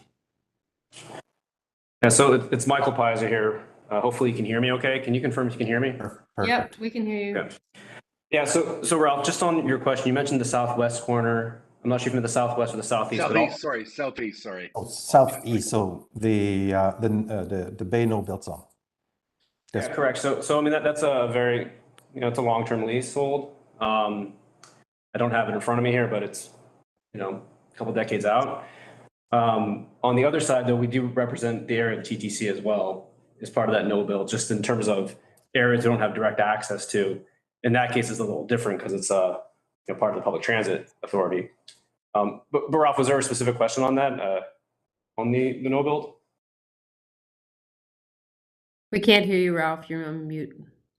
Just wondering what the window is there for that. It's a couple of decades, so that's clear. Great. Yeah, and I think it's actually a little bit more, if I remember well, from the previous discussion. And on the your question, there was a question about the area where the vertical circulation would be to bring you to Village Green.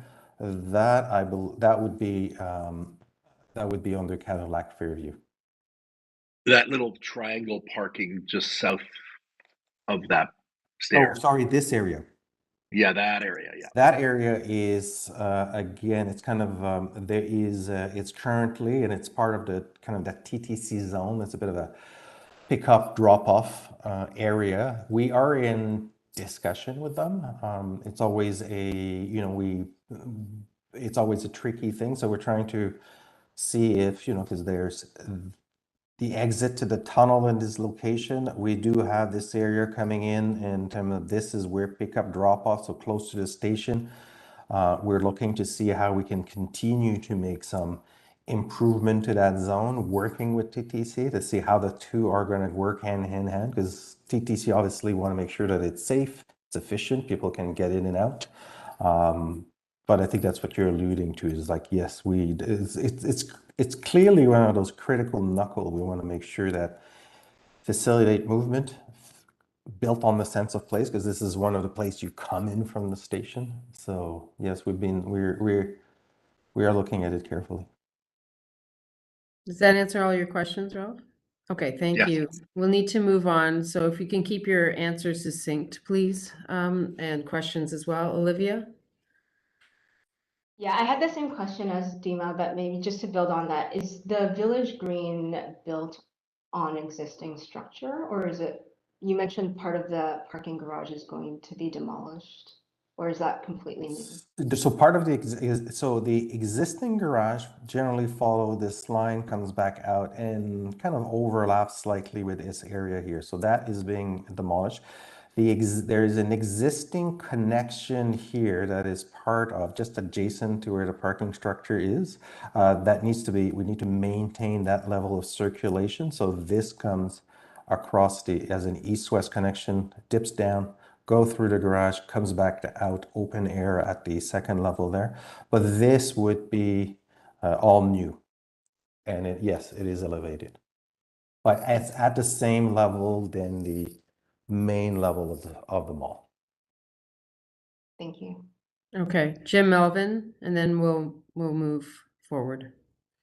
Thank you. Just a couple quick questions. Why is the parking structure on the east side a no-go zone? Why is the mall itself a no-go build zone?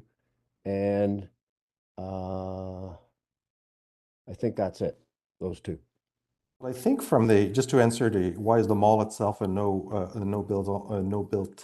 no-go, simply because it is actually a very vibrant asset that Cadillac Fairview is maintaining. It's actually, again, it's doing very well. It's a very important part of the community, and there's a lot of lease obligation. There's 170 stores in it, so they all have various kind of lease. And a lot of on the east side, the tricky part with the with malls is because they have four side. We need to, as we look at it, is there needs to be some distribution of parking that are around us. On the east side itself, there's an area that is part of a no build zone. The area that is in this location, the south end of it is into a no build zone. I think Why is that? this area, right? Let's just see. This area, about half of it is into that no build zone attached to the use. Why is it no build? Because it's attached to the lease of the tenant. That is a lot of the tenant, and this is one of the things we unfortunately have to live with often is because of exposure, because of signage, exposure to the highway. If the tenant was ever to go away, and depending on who picks up the lease or not, there could be potential for changing some of these conditions.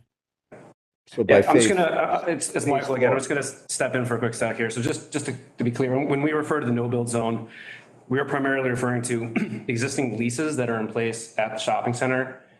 So we have roughly 170 different retailers at that mall. There are a handful of them that do have obligations within their leases that we have to adhere to, just in terms of what is already signed contracts. Just to clarify that. And you also mentioned that there is going to be a connection between a north-south connection through the mall. Would that happen in phase 2? The connection that are within the mall would be. Eric, you said in your presentation that you're contemplating a north-south connection through the mall that would be open to the public. Is that part of phase 2? I don't see anything happening in the mall in any of this presentation. I'm just asking.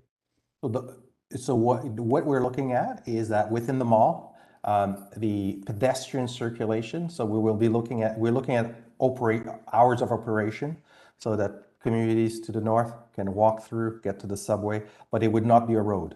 It's simply part of the pedestrian pattern. Thank you. Thank you, everybody. Just a sorry, Meg. I just have one really quick question, because it's 30 seconds. Has there been, on the overall plan, the height regime, has that been determined at least at the north end and the east end by shadow, or just an idea of stepping down? Like, have that been tested with regards to heights of buildings along Fairview Mall Drive? Yeah, it's a combination of being at the transit, looking at transition, stepping, and then as well as shadow that we've been looking at. Okay. And Thank obviously you. road capacity, sewer capacity, all the thing that needs to come with that. Today we have looked at this OPA and rezoning application for a reminder. This for phase 1 of the project, which includes 3 towers of 38, 48, and 58 stories. The master plan itself includes 12 towers in 4 phases distributed around the mall. I'm not going to do any more than that, just because we're running a little bit late. So we're going to move right into panel discussion. We have, I didn't do the math actually. We have 37 minutes and we've got 1, 2, 3. So if you could please keep yourselves to 3 minutes each, that would be much appreciated. We're going to start with Anna, then Dima, then Jessica, then Jim, Goff, Jim, Melvin, Olivia, Paul. Actually, sorry, let's put Heather at the very beginning, and then the rest of the order stays the same. And then Joe, and then Ralph, and then Gordon, just because Heather has to leave early. Heather, if you could please start off. Yeah. Okay, thanks very much. Thanks for the very thorough presentation, and appreciate really all of the challenges on this site, the grading, the many users, the TTC, and also the loading. And I agree with Eric that I think he characterized this as an intriguing puzzle. I think that some of the first sketches are a great start. This idea of gateways on all 4 sides really gets to the heart of the matter, which I think is how the mall interacts with the public realm at its edges.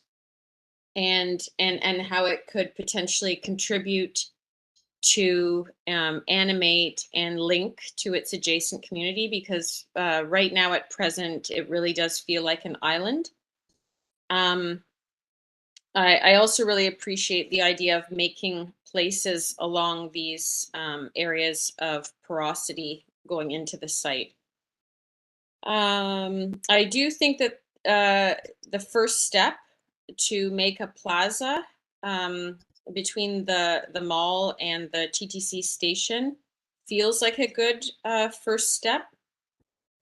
I do wish the area could be made more accessible, but I understand the challenges there. And I will say that I have been to that area of the mall where the food and beverage is starting to come out to the edge, and that the photograph in this presentation actually doesn't do that area justice. It does feel quite lively, and it does feel like the mall is starting to, you know, face the public realm. So I can see how the plaza with this pavilion of retail will be a contributor to that.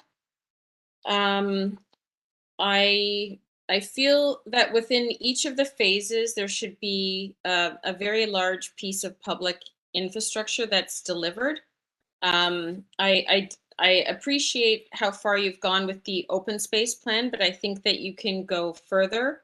And it seems a shame, for instance, just west of phase 2, that park couldn't be larger with some judicious demolition of that raised parking structure. I worry a little bit about phase 3. The courtyard building proposed there looks like the courtyard will be in shadow most of the time. So I wonder if that could be revisited. And then also on page 34, kind of overall view of the site, I would encourage bolder thinking at the edges of the site.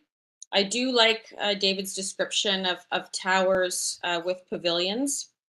And I wonder if the future of those 2 raised parking structures could start to also be infected with additional retail pavilions. So similar to what's being proposed for the plaza, could those parking structures start to have kiosks within them, winter gardens on the roof? I think they could be, they should be more exemplars of what above grade multi-use structures can be, and they could have complementary uses. I would say that with respect to phase 1 specifically, I worry about the layers of ring roads, and I can see that the one really adjacent to the mall can start to be a road that has communication across either side. But I worry about the kind of loading road that's added in phase 1. It has a very wide right of way. It also has trees on it. I really think that the loading access should be as tight as possible and have very different characteristics than the animated roads. Like the animated roads should have trees, benches, and the areas for loading should really feel, they should in ways discourage people from finding their ways into those spaces. So I think that part of the plan maybe could use a little more attention. And those are my comments. Thank you. Thank you. Anna. Thank you. Thank you for a great presentation. It is an incredible project, incredibly complex, and such a great part of the city. So I think in a way that perhaps you're underestimating the complexity of this development. I think I'll focus my comments on the mall and the future of this development as a whole. I think your discussion on the master plan was very brief, and I think a I'd like to see more on more thinking about how this place is going to evolve over time. You know, you started with a great story about where this mall began, and you know, I really want to see that story complete as to where you think it's going. It's clearly an incredible, valuable asset, and I just think to that point it could be considered a little bit more carefully in terms of how it plays into the future of this site and how it's integrated into the development. So I think some suggestions would be just to think about how it can be built into the public space strategy. You know, this is a huge amenity right in the middle of your site. And I think there was some discussion about the pedestrian thoroughfares through the site. I saw there was one tower that's kind of connected to the mall. You know, I just wonder how all of this, you know, there's a huge amount of people on this site, a great amenity right in the middle of it. How does that all work together? You know, I think you talked a little bit about, you know, the future of the edges of the mall and how perhaps those retail pieces can spill out. You know, I think there's an intent to have that happen all the way around the mall. Is that the future for all four edges? You know, I think there could be a variety of ways of addressing that, and addressing how perhaps there could be much more direct connectivity to some of the residential buildings. And then just a bit about servicing as well, because again, that has to do with the future of this mall. If you want to, you know, sustain such a significant retail component on the site, how can the servicing become less of a impediment to future development and become connected to the future of the development? You know, can the servicing be placed somewhere where it's not in the way? Can it be, you know, enclosed? Can it, you know, do you build a new loading area that you know, that services the retail mall and unlocks a huge piece of land for you? So I think that takes some consideration, and then also around parking, and I'll kind of couple parking and below grade. So you're going to be digging, you're going down below grade, you know, and so is there an opportunity to take some of that, you know, those parking structures, which are clearly also an impediment, and pushing some of that parking below grade? Is there a opportunity for below grade connections? I know it's challenging when you're kind of, you know, hiving sites off, but is there a way to have some connectivity below grade to some of the amenities that are on the site? And then just in terms of character, you know, I think this, like the phase one, I think has some really strong ideas. You know, I love the idea of towers in the plaza, and I think there's a lot of clear thinking around the design of the towers. But I wonder a bit about the street character. I didn't hear anything about how, you know, this network of streets is going to develop over time, and what the character of these streets will be. And I think that links a little bit to scale. It links a little bit to kind of an public realm strategy, and also a strategy for how the uses will be deployed over the site. You know, if your focal point is the retail mall, what does it mean for all these other little spaces surrounding that mall, and what will they be? Is it, you know, what kind of uses will support a vibrant urban realm there? And you know what, I'll stop there. Thank you very much. Thank you. Dima. Thank you very much for the presentation. It's obviously a very complex site with grade changes and continuing activity, and its relationship to its peripheral streets. One of the things I guess I was hoping to see was something like that is this ambitious, and just to be clear, like finding residential uses and parking is absolutely the right approach, and this is, you know, where it's close to transit. Having a density there is certainly the right place to put density and to add people to the city.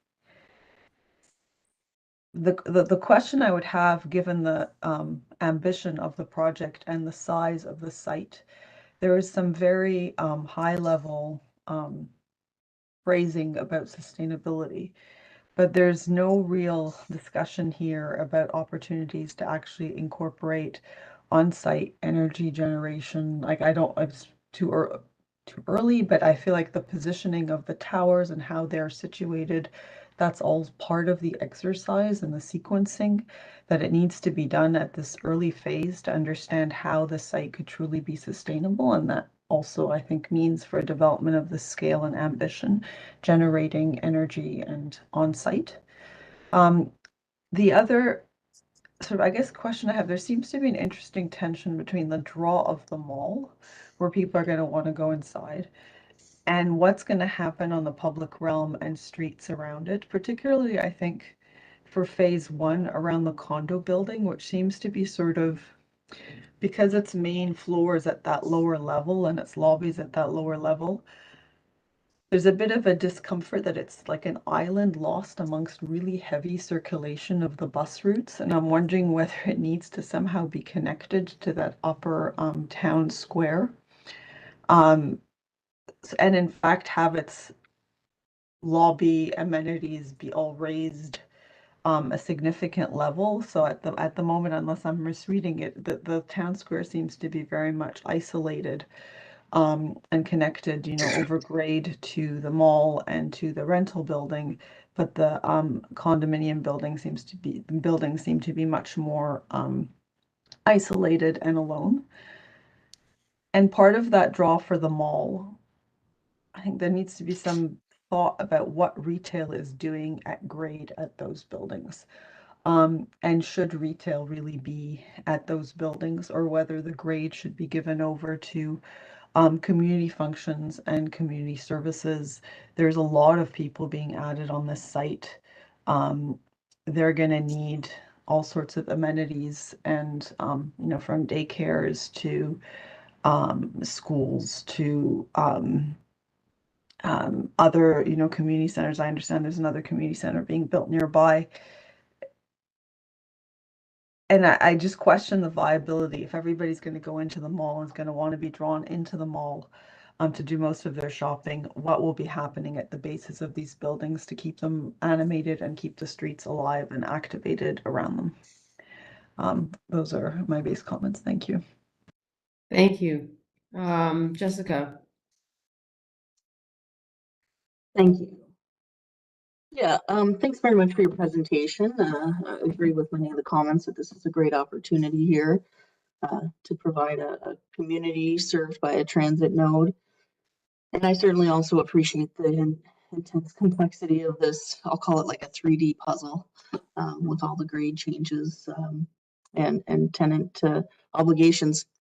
I think there's been a few comments about it, but I think, the need for a more comprehensive master plan and block plan that does include 5 Fairview Mall Drive would be great, because I think it would show and allow for us to understand the near future development, but would also support a long-term vision, whether or not it occurs or becomes reality. But I think there's sort of a missing piece here in terms of the far future, if you will, and understanding, I think, how this fits into the context that surrounds it. Looking at the overall plan you've provided, I have a few concerns with the porosity through the site and the resultant disconnect between the sort of North Island and South Island of development. Also with the untouched hard edges that are left in place, and then sort of the lack of park space being provided in phase one and in totality for the future number of residents here.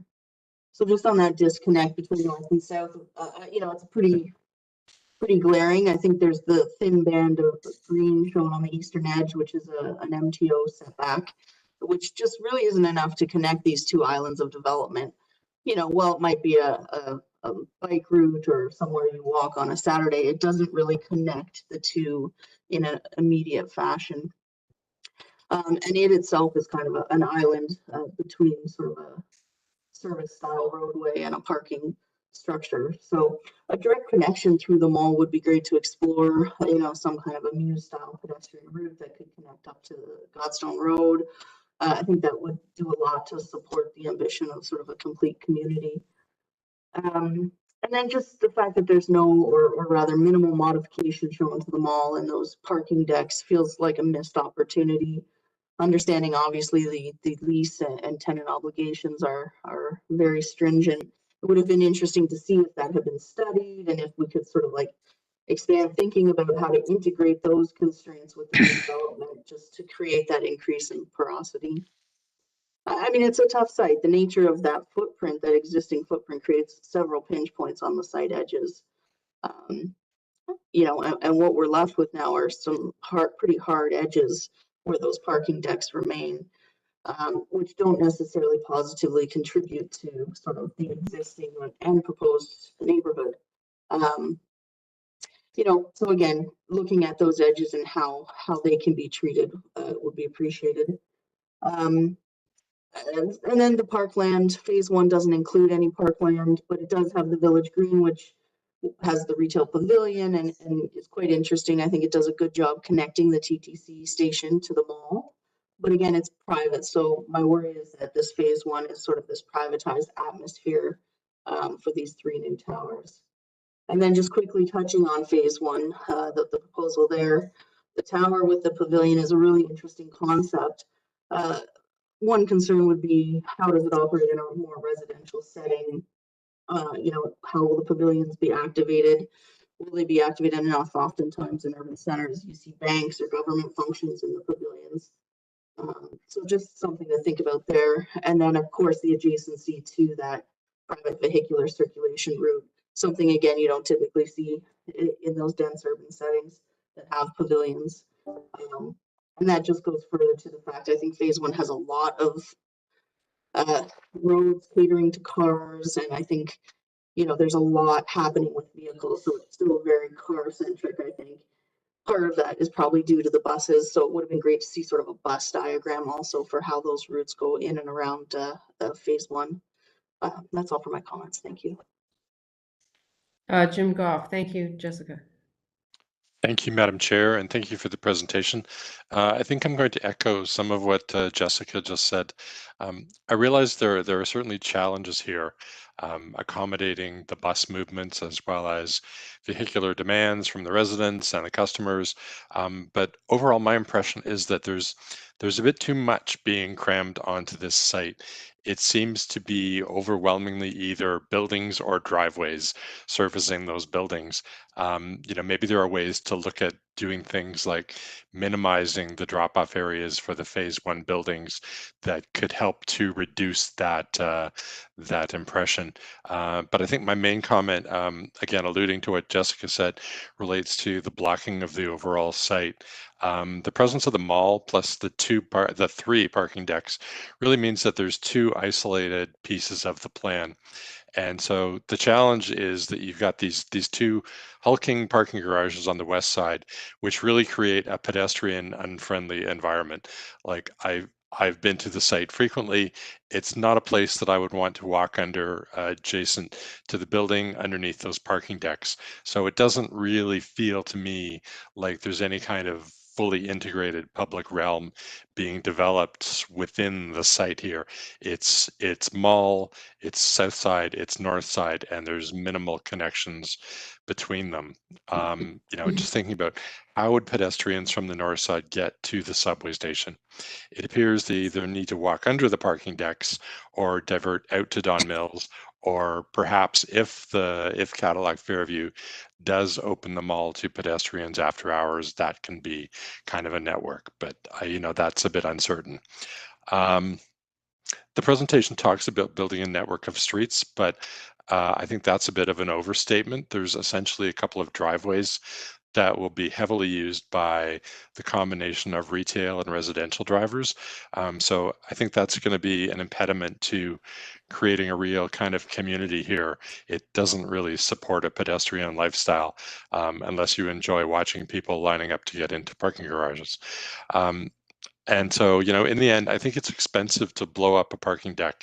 And I realize that's probably not the best thing in terms of carbon capture either, but I think that needs to be considered if the site is to be master planned. There needs to be just, I think, a little more space created on this very large site, right now, there doesn't seem to be a lot of room for trees or greenery or anything to kind of mitigate the climatic impacts of this development either. So it kind of seems like an unappealing heat island the way it's proposed right now. So thank you for the opportunity. That's it. Thank you very much, Jim Melvin. Madam Chair. I totally agree with what Jim just said and what Jessica was saying. If I start at the master plan level, the connections, the north-south connections are lacking, and I would encourage somehow, when that the mall does have a public access route through it, not necessarily vehicle, but a pedestrian route. If I look at the placement in the master plan of green spaces, it seems like they've become spaces left over in planning. So you've got a park in the low area of Don Mills Road. You've got a park in the upper northeast, and somewhat of a park down at Fairview Mall and Shepard. I think there needs to be some movement of buildings and change and things. So in phase 2, I think the 30-story building should move to the park site, and the park site move to the 30-story building, and it becomes a park that's integrated with the Toronto Public Library area across the way. And then in phase 3, the 20-story building moves over to your parking garage. And your parking garage, I understand there's restrictions to the parking garage, but in phase 4, all of those restrictions are gone, and I still don't see a building where the parking garage is, which would help bring some green space to Shepard. And if we look at, so the front of Shepard in phase 4 could be a much more developed green space. And if you had buildings and everything along Fairview Mall Road, I think it would become more pedestrian friendly. So I think Fairview Mall should be treated as a local road and put as many of your building entrances and exits and all of those things off that road. Then the internal loop road, as Heather said, would become a little cleaned up, but it will be the main road within the site. In phase 1, I think I heard David say why the buildings, the 48 and C1, C2 are offset, but I think if you pulled the 38-story back with the 48-story building, then that could all be green space plaza that is directly related to Don Mills. Try and remove the east driveway from Shepard and create all of the access from that large service road for the 58, the 38, and 48. In terms of height, I'm not sure that this site needs a 58-story building, even though it is rental. I think it could come down and be, and the reason I asked about some buildings about can they not be more integrated with the mall, so when you leave your building, you're in the mall, or is that just a problem with ownership and privacy?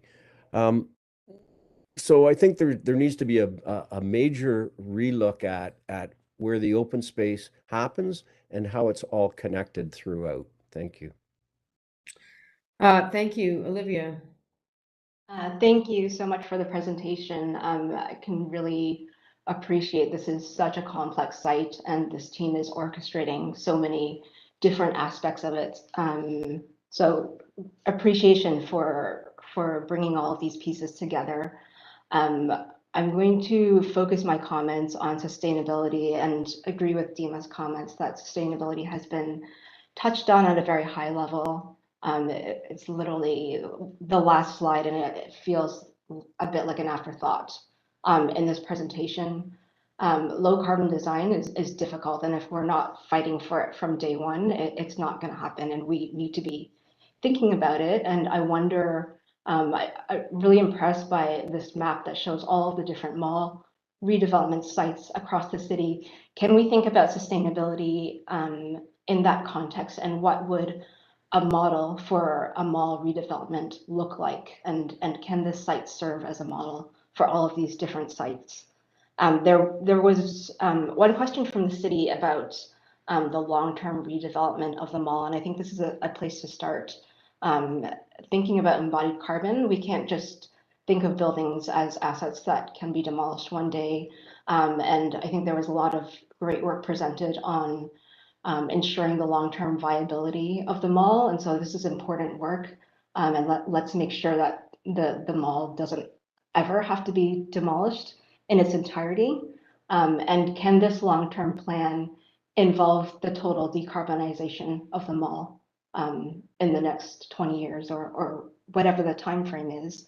I would suggest taking a deep dive into the operational data that Cadillac Fairview must have across its portfolio. What is the energy profile of a mall? Is there, I'm looking at the deep floor plate and I'm wondering if there's a lot of waste heat generated. Is this waste heat something that can feed into the residential buildings? So just a suggestion, are there synergies between these different programs that can be capitalized? And then finally, a comment on the architectural expression. So I love Mies van der Rohe as much as any architect, but when we put a sustainability lens onto this, we have to acknowledge that he was designing at a time when we were celebrating technologies that were creating an artificial conditioning of indoor spaces, but with no knowledge about carbon emissions. So while I think that you've developed a very elegant architectural solution from a sustainability standpoint, I'm concerned about the amount of glass, the sort of long balconies that I hope are thermally broken. And I'm wondering, is there a way to modernize this expression, this nod to Mies van der Rohe? And if not, is this the right architectural reference, acknowledging that we are facing climate emergency today? Thank you. Thank you. Gordon, if you're ready to go, I realize you have to leave at 4:30. I'm going to put you ahead of Paul. Thank you, Madam Chair. There's been great comments that have come through from the panel members. I totally agree. This is a very complex site, and I appreciate the challenges when you have a built form typology like a mall, in terms of its size and its shape and what it has done on the site, especially with the structured parking. I'm looking at page 30 of the document that was submitted to us before the meeting, and I think the things I certainly appreciate the challenges, and I think that in looking at some of the other malls that we've seen, it's interesting that some of the developers that have approached them in different ways. As an example, one came forward and said, well, we're trying to look at a building type that could be residential, it could be office. We're trying to be flexible. And it was their take on flexibility and agility over time. And really, it comes down to, I think in one of your earlier comments in your presentation was about agility and flexibility, which brings me right down to, there definitely should be a site-wide master plan.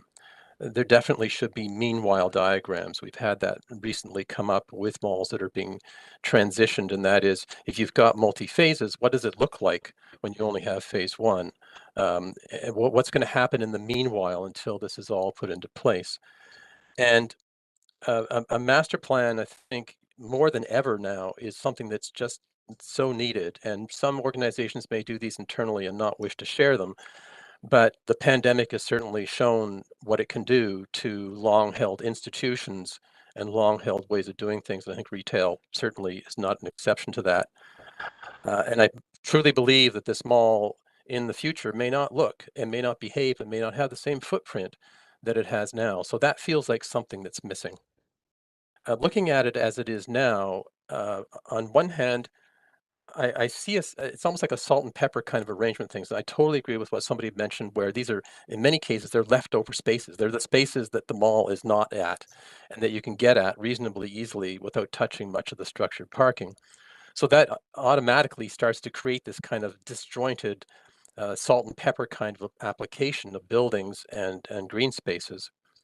And I keep wondering, with the grade changes on the site, whether you can set a new topography that may be able to create a better balance between, especially in phase 1 and to a certain degree phase 4, where the streets are so wide, they're so loaded with vehicular movement, that they really do a disservice to trying to create an urban environment, whether you can use topography changes slightly as you've already done in that sort of pavilion that has a plaza in front of it, do more of that and start to pull some of that vehicular activity more underground so you can get more of the good stuff where you can create enough critical mass so that you can actually start to create an attractive urban environment.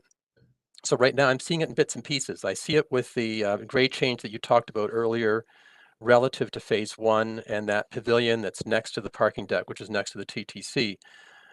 This phase 1 is going to be the pioneer for all the others and probably for other developments that will occur elsewhere in the city. So it's got to be done really well. So I asked that question whether that could be done. Going back to the parks, I look at the plan as it is right now, and it shows it's a little misleading because you're showing the green roofs. If I take away the green roofs, all of a sudden I realize you've got a lot of really small, little tiny, isolated and disjointed green spaces, and it feels like you got to really look at that again. You're going to have 17,000 people on this site working, living, shopping. Quite frankly, they deserve more amenity. And I can't help but ask the questions with a population that size. Where are the supportive amenities, the community amenities that go with that? The daycare centers, the schools, things of that nature, because it really is. You're now going from a community of shoppers to a really total mixed use community. And I really want to see that again, back to the master plan. I think the last comment that I would have is, what about green roofs on the mall? All of those towers are going to look down on that roof. And plus it could be very useful as potential useful space if there's the structure that allows that. And last but not least, sectional views. Sectional and just straight sections through the site so we can truly understand the complexities that you've been dealing with. Looking forward to seeing this again. Thank you. Thanks so much, Paul.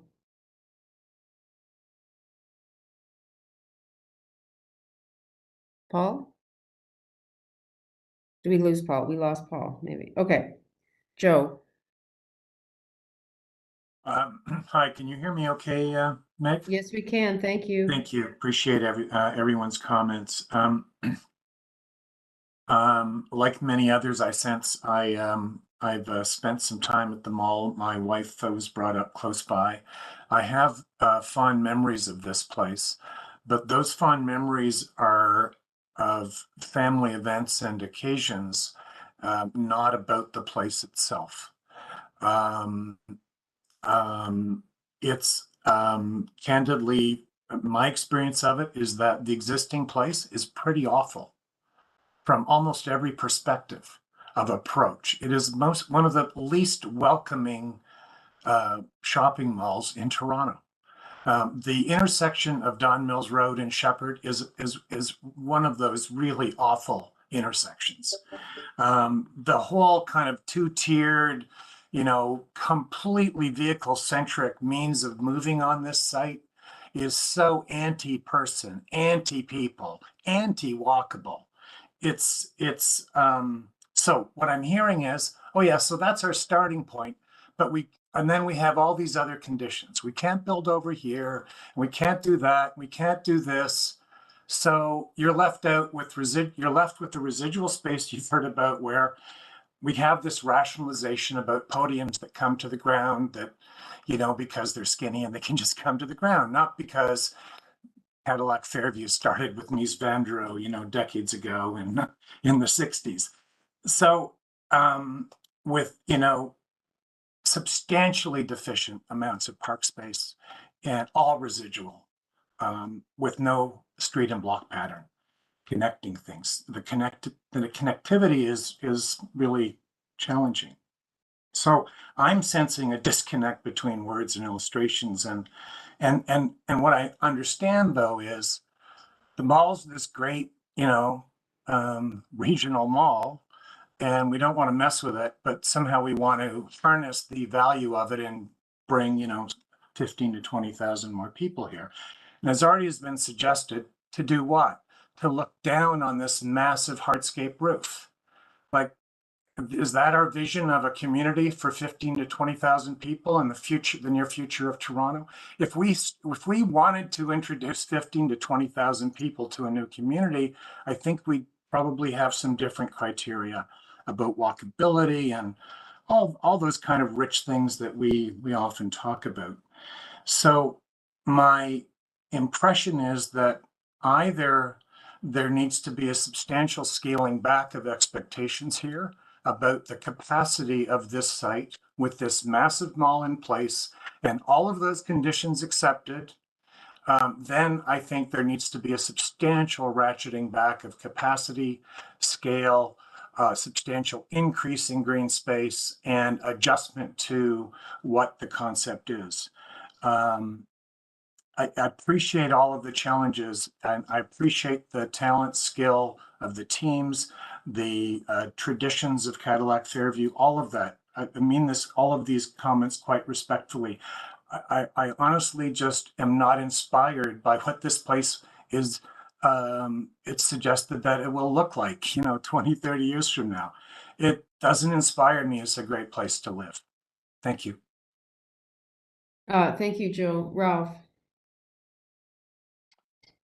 Wow. Okay. Well, I'm going to take it from the exact opposite side of the spectrum.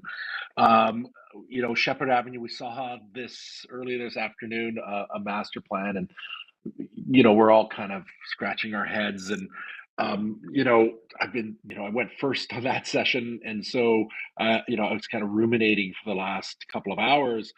And it is Toronto seems to be, and Shepard is very much representative of an idea about incrementalism, and that doing nothing may not necessarily be the right decision, but starting something that can be catalytic, something that can be a kind of positive change. And I completely agree with Joe. I think that this mall is its expression on the city is probably one of the least successful of all of these kind of regional malls.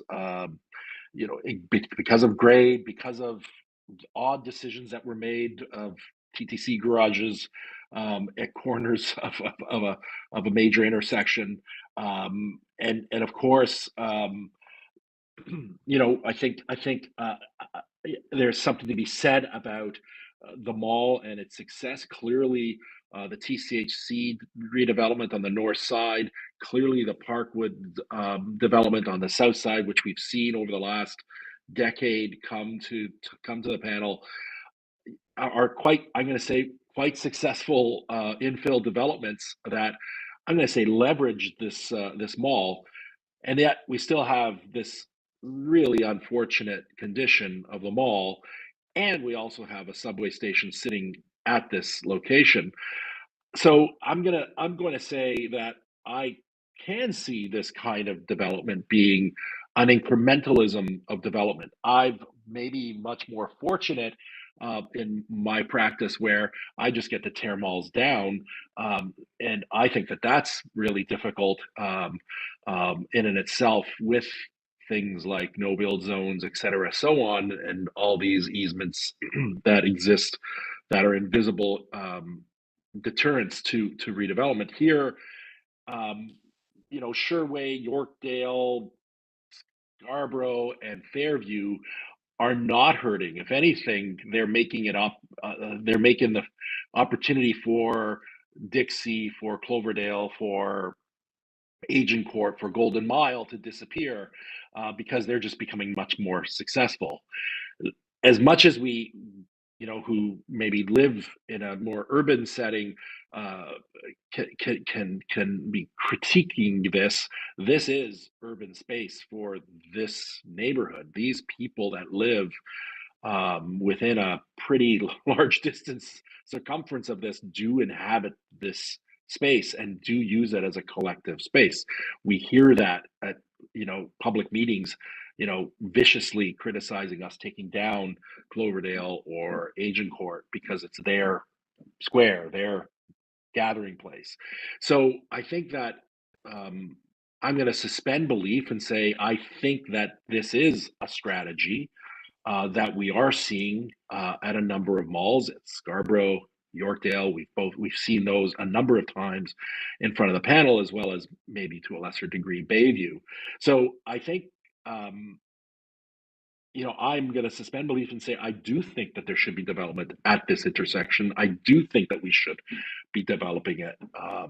So that's where I'm starting. This idea of Mies van der Rohe is very compelling. I have to say that I agree that I think that they are incredibly attractive buildings, and again, at a really skilled hand, we know that they're going to be attractive buildings. I think where I kind of like scratch my head is, if we said, hey, Mies, we're going to just put loading and ramps in your ground floor, I think he'd probably have a different opinion. And I think that that's where I'm struggling with it, which is understanding that in a sea of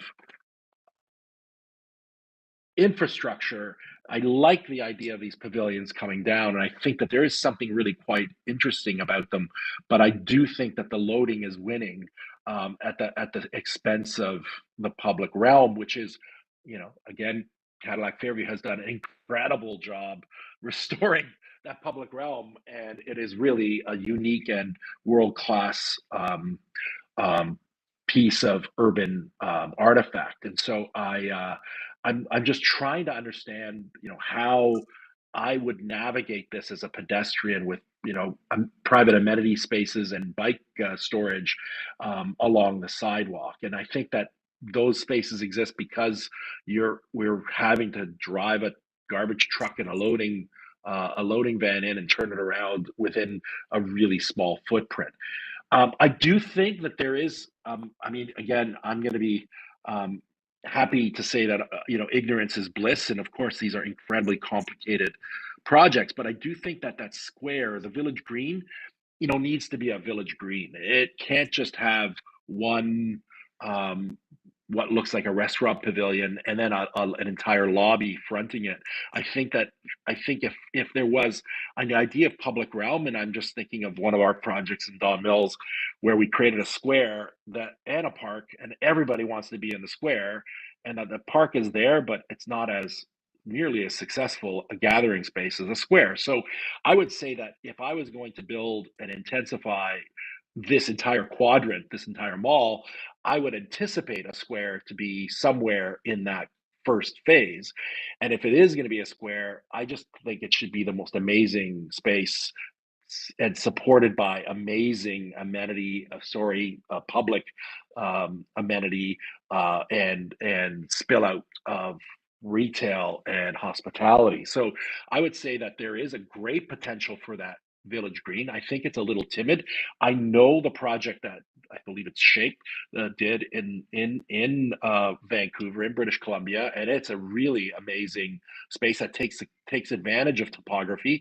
I'm going back 30 years and imagine Bruce Corvara presenting Bunker Hill in Los Angeles. So there are great kind of urban experiences that can use topography. I tried to ask that question, I believe, with regard to that triangle of leftover parking. I think that is a kind of opportunity to kind of create the most amazing public experience that takes you from the drop-off area, from the TTC up into that space through a stair tower that should be the most beautiful sculptural stair tower. Thomas Heatherwick should be hired to design it. And that there is a great opportunity, I think, to create an amazing piece of public realm that is very urban and is a place of gathering. And yes, of course, I think there should be park space, but I don't think there should be a park in the first phase. I think it should be the most amazing square. I also just scratching my head wondering why we can't take advantage of now this raised space and put the loading below it and just get rid of the loading, consolidate all the residential loading, and I don't know about the grades and the heights and the garbage truck, but it just seems a bit of a lost opportunity to just put more retail parking in the kind of elbow of that part of that low parking, and not take advantage of it maybe, and just moving all the nuts and bolts of delivering these pavilionized podiums that again, I'm completely buy into it, but it can't just be blank walls. So Right. I'd say that one last, just really quickly on the major plan, I think that the office building should move onto the west side of phase 4, and there should be a seriously tall tower, residential tower, up against the highway. I think the office building should be as close, or hotel should be as close to the subway station as possible. So I don't buy the kind of clothesline. I don't get it. I would be putting some serious height on the highway as well, where there's little impact to anybody. And so that's where I'll end it. But I appreciate the effort. Thank you. Panel members, I've had notes from a couple of you as you've been leaving. If anybody else, so it's a little bit difficult to manage all the private notes. If you are, if you need to leave, please send me your votes. Okay. I'm gonna very quickly do a summary of the key points of consensus, and then we will move into the vote. Thank you for your patience, all of you here. I'd like to say, start off by saying that the panel absolutely thinks it's very important to acknowledge the complexity of the site, and we appreciate the challenges of the current condition very much. It's an exciting project. It's something that I think, like as panel members have mentioned, that it's certainly not the only one that's undergoing this change, and I think it's one that yes, this is something you must do, and it's and key, I think, to the comments that you've heard today are just about finding the right measure of change to make, where to make it, and how to get that balance right. And to that end, the idea that taking the time to consider more carefully the long-term evolution and build out of the site, including the other development parcel, is key. And a site, and therefore a site-wide master plan is really something that's required. The goal there is that it's important to define and commit to the development and delivery of a vibrant public realm. That's really at the gist of what a lot of the comments are about.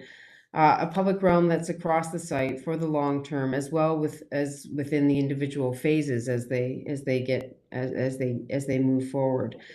And so to that end, there were a number of comments that you heard about the roadways and the parking structures and the servicing, and that those are perhaps out of balance with a hospitable public realm, one that currently lacks pedestrian connectivity in a plausible and connected pedestrian environment, and also lacks trees and amenity and perhaps the right amount of green space. So a suggestion that that the team re-examine the network of open spaces and their connectivity, being particularly careful about integrating vestigial and residual spaces. I think there's the thought that this is really a project that could serve as a benchmark and a precedent for this kind of redevelopment, and as well as for sustainable mall redevelopment, not just mall redevelopment, but sustainable mall redevelopment. Some folks like this, so to that end, about balance, is it about in fact scaling back on the build out and adding more people space and green space? A few points that I want to highlight of appreciation about the project: the gateways concept, animating the island of the mall and making connections to the neighborhood. The moves that have been made so far to do that were applauded, and there was interest in pushing those further, very much further, and making that connectivity more robust. Making the village green more robust and something that is much amplified, and then something larger, and that it comes at the beginning of the project. The plaza at the TTC station was seen as a good move, contributing to the external facing retail already in place. You're encouraged to do bolder thinking at the edge of the site, with kiosks, as well as greater connectivity of the edges to the residential buildings themselves. Porosity across the site, I've already mentioned that, and through the mall, really encourage a deeper look at that, and encouraging you to look at on-site energy generation as well. Also examining the possibility of below-grade connections and servicing to create a stronger public realm at grade. And a question as to whether there really should be retail at the base of the new buildings, or if this isn't actually a better place for community amenity. So that is a summary of the key points made by the panel. We're going to move into the vote. When I call your name, if you could please let me know. Oh, sorry. Can you? Yes. Thank you, Meredith. The vote is intent. Meredith, would you like to take this or shall I? I can do it quickly. Thank you so much. Yep. The vote is intended to provide emphasis and clarity to the discussion, and it's an indication of how well the project advances the panel's mandate of promoting design excellence. The options are either support, which means the panel or the project meets the relevant design excellence objectives, and the panel advises the project should continue in the proposed direction, including refinements that were recommended during the review. This option can be made with key conditions if so desired, or non-support, which means that the project does not meet fundamental design excellence objectives, and the panel advises that the project should be substantially redesigned to address the issues identified during the discussion. Right. So are there any panel members who would like to propose a key condition to a vote of support? Put up your virtual hand if you, I'm seeing none. Okay. Oh, sorry, Jim, I missed yours. Go ahead. Yeah, sorry, it's not a condition. I just wanted a clarification. This is a vote for the application of official plan and zoning bylaw. It's not an endorsement of the architecture right now. Correct. Thank you. Okay. All right. Gordon had to leave, but I will call out his vote as non-support. Jessica Hutchin. Non-support. Jim Goff. Non-support. Jim Melvin. Non-support. Olivia Kyung. Olivia, did you have to leave? Yeah, Olivia left. Okay, Joe. Non-support. Ralph. Oh, Ralph leave. If you're on mute. Ralph? I see you, but I don't hear you. Ralph? Here I am. Yes, support. Support. Okay. All right.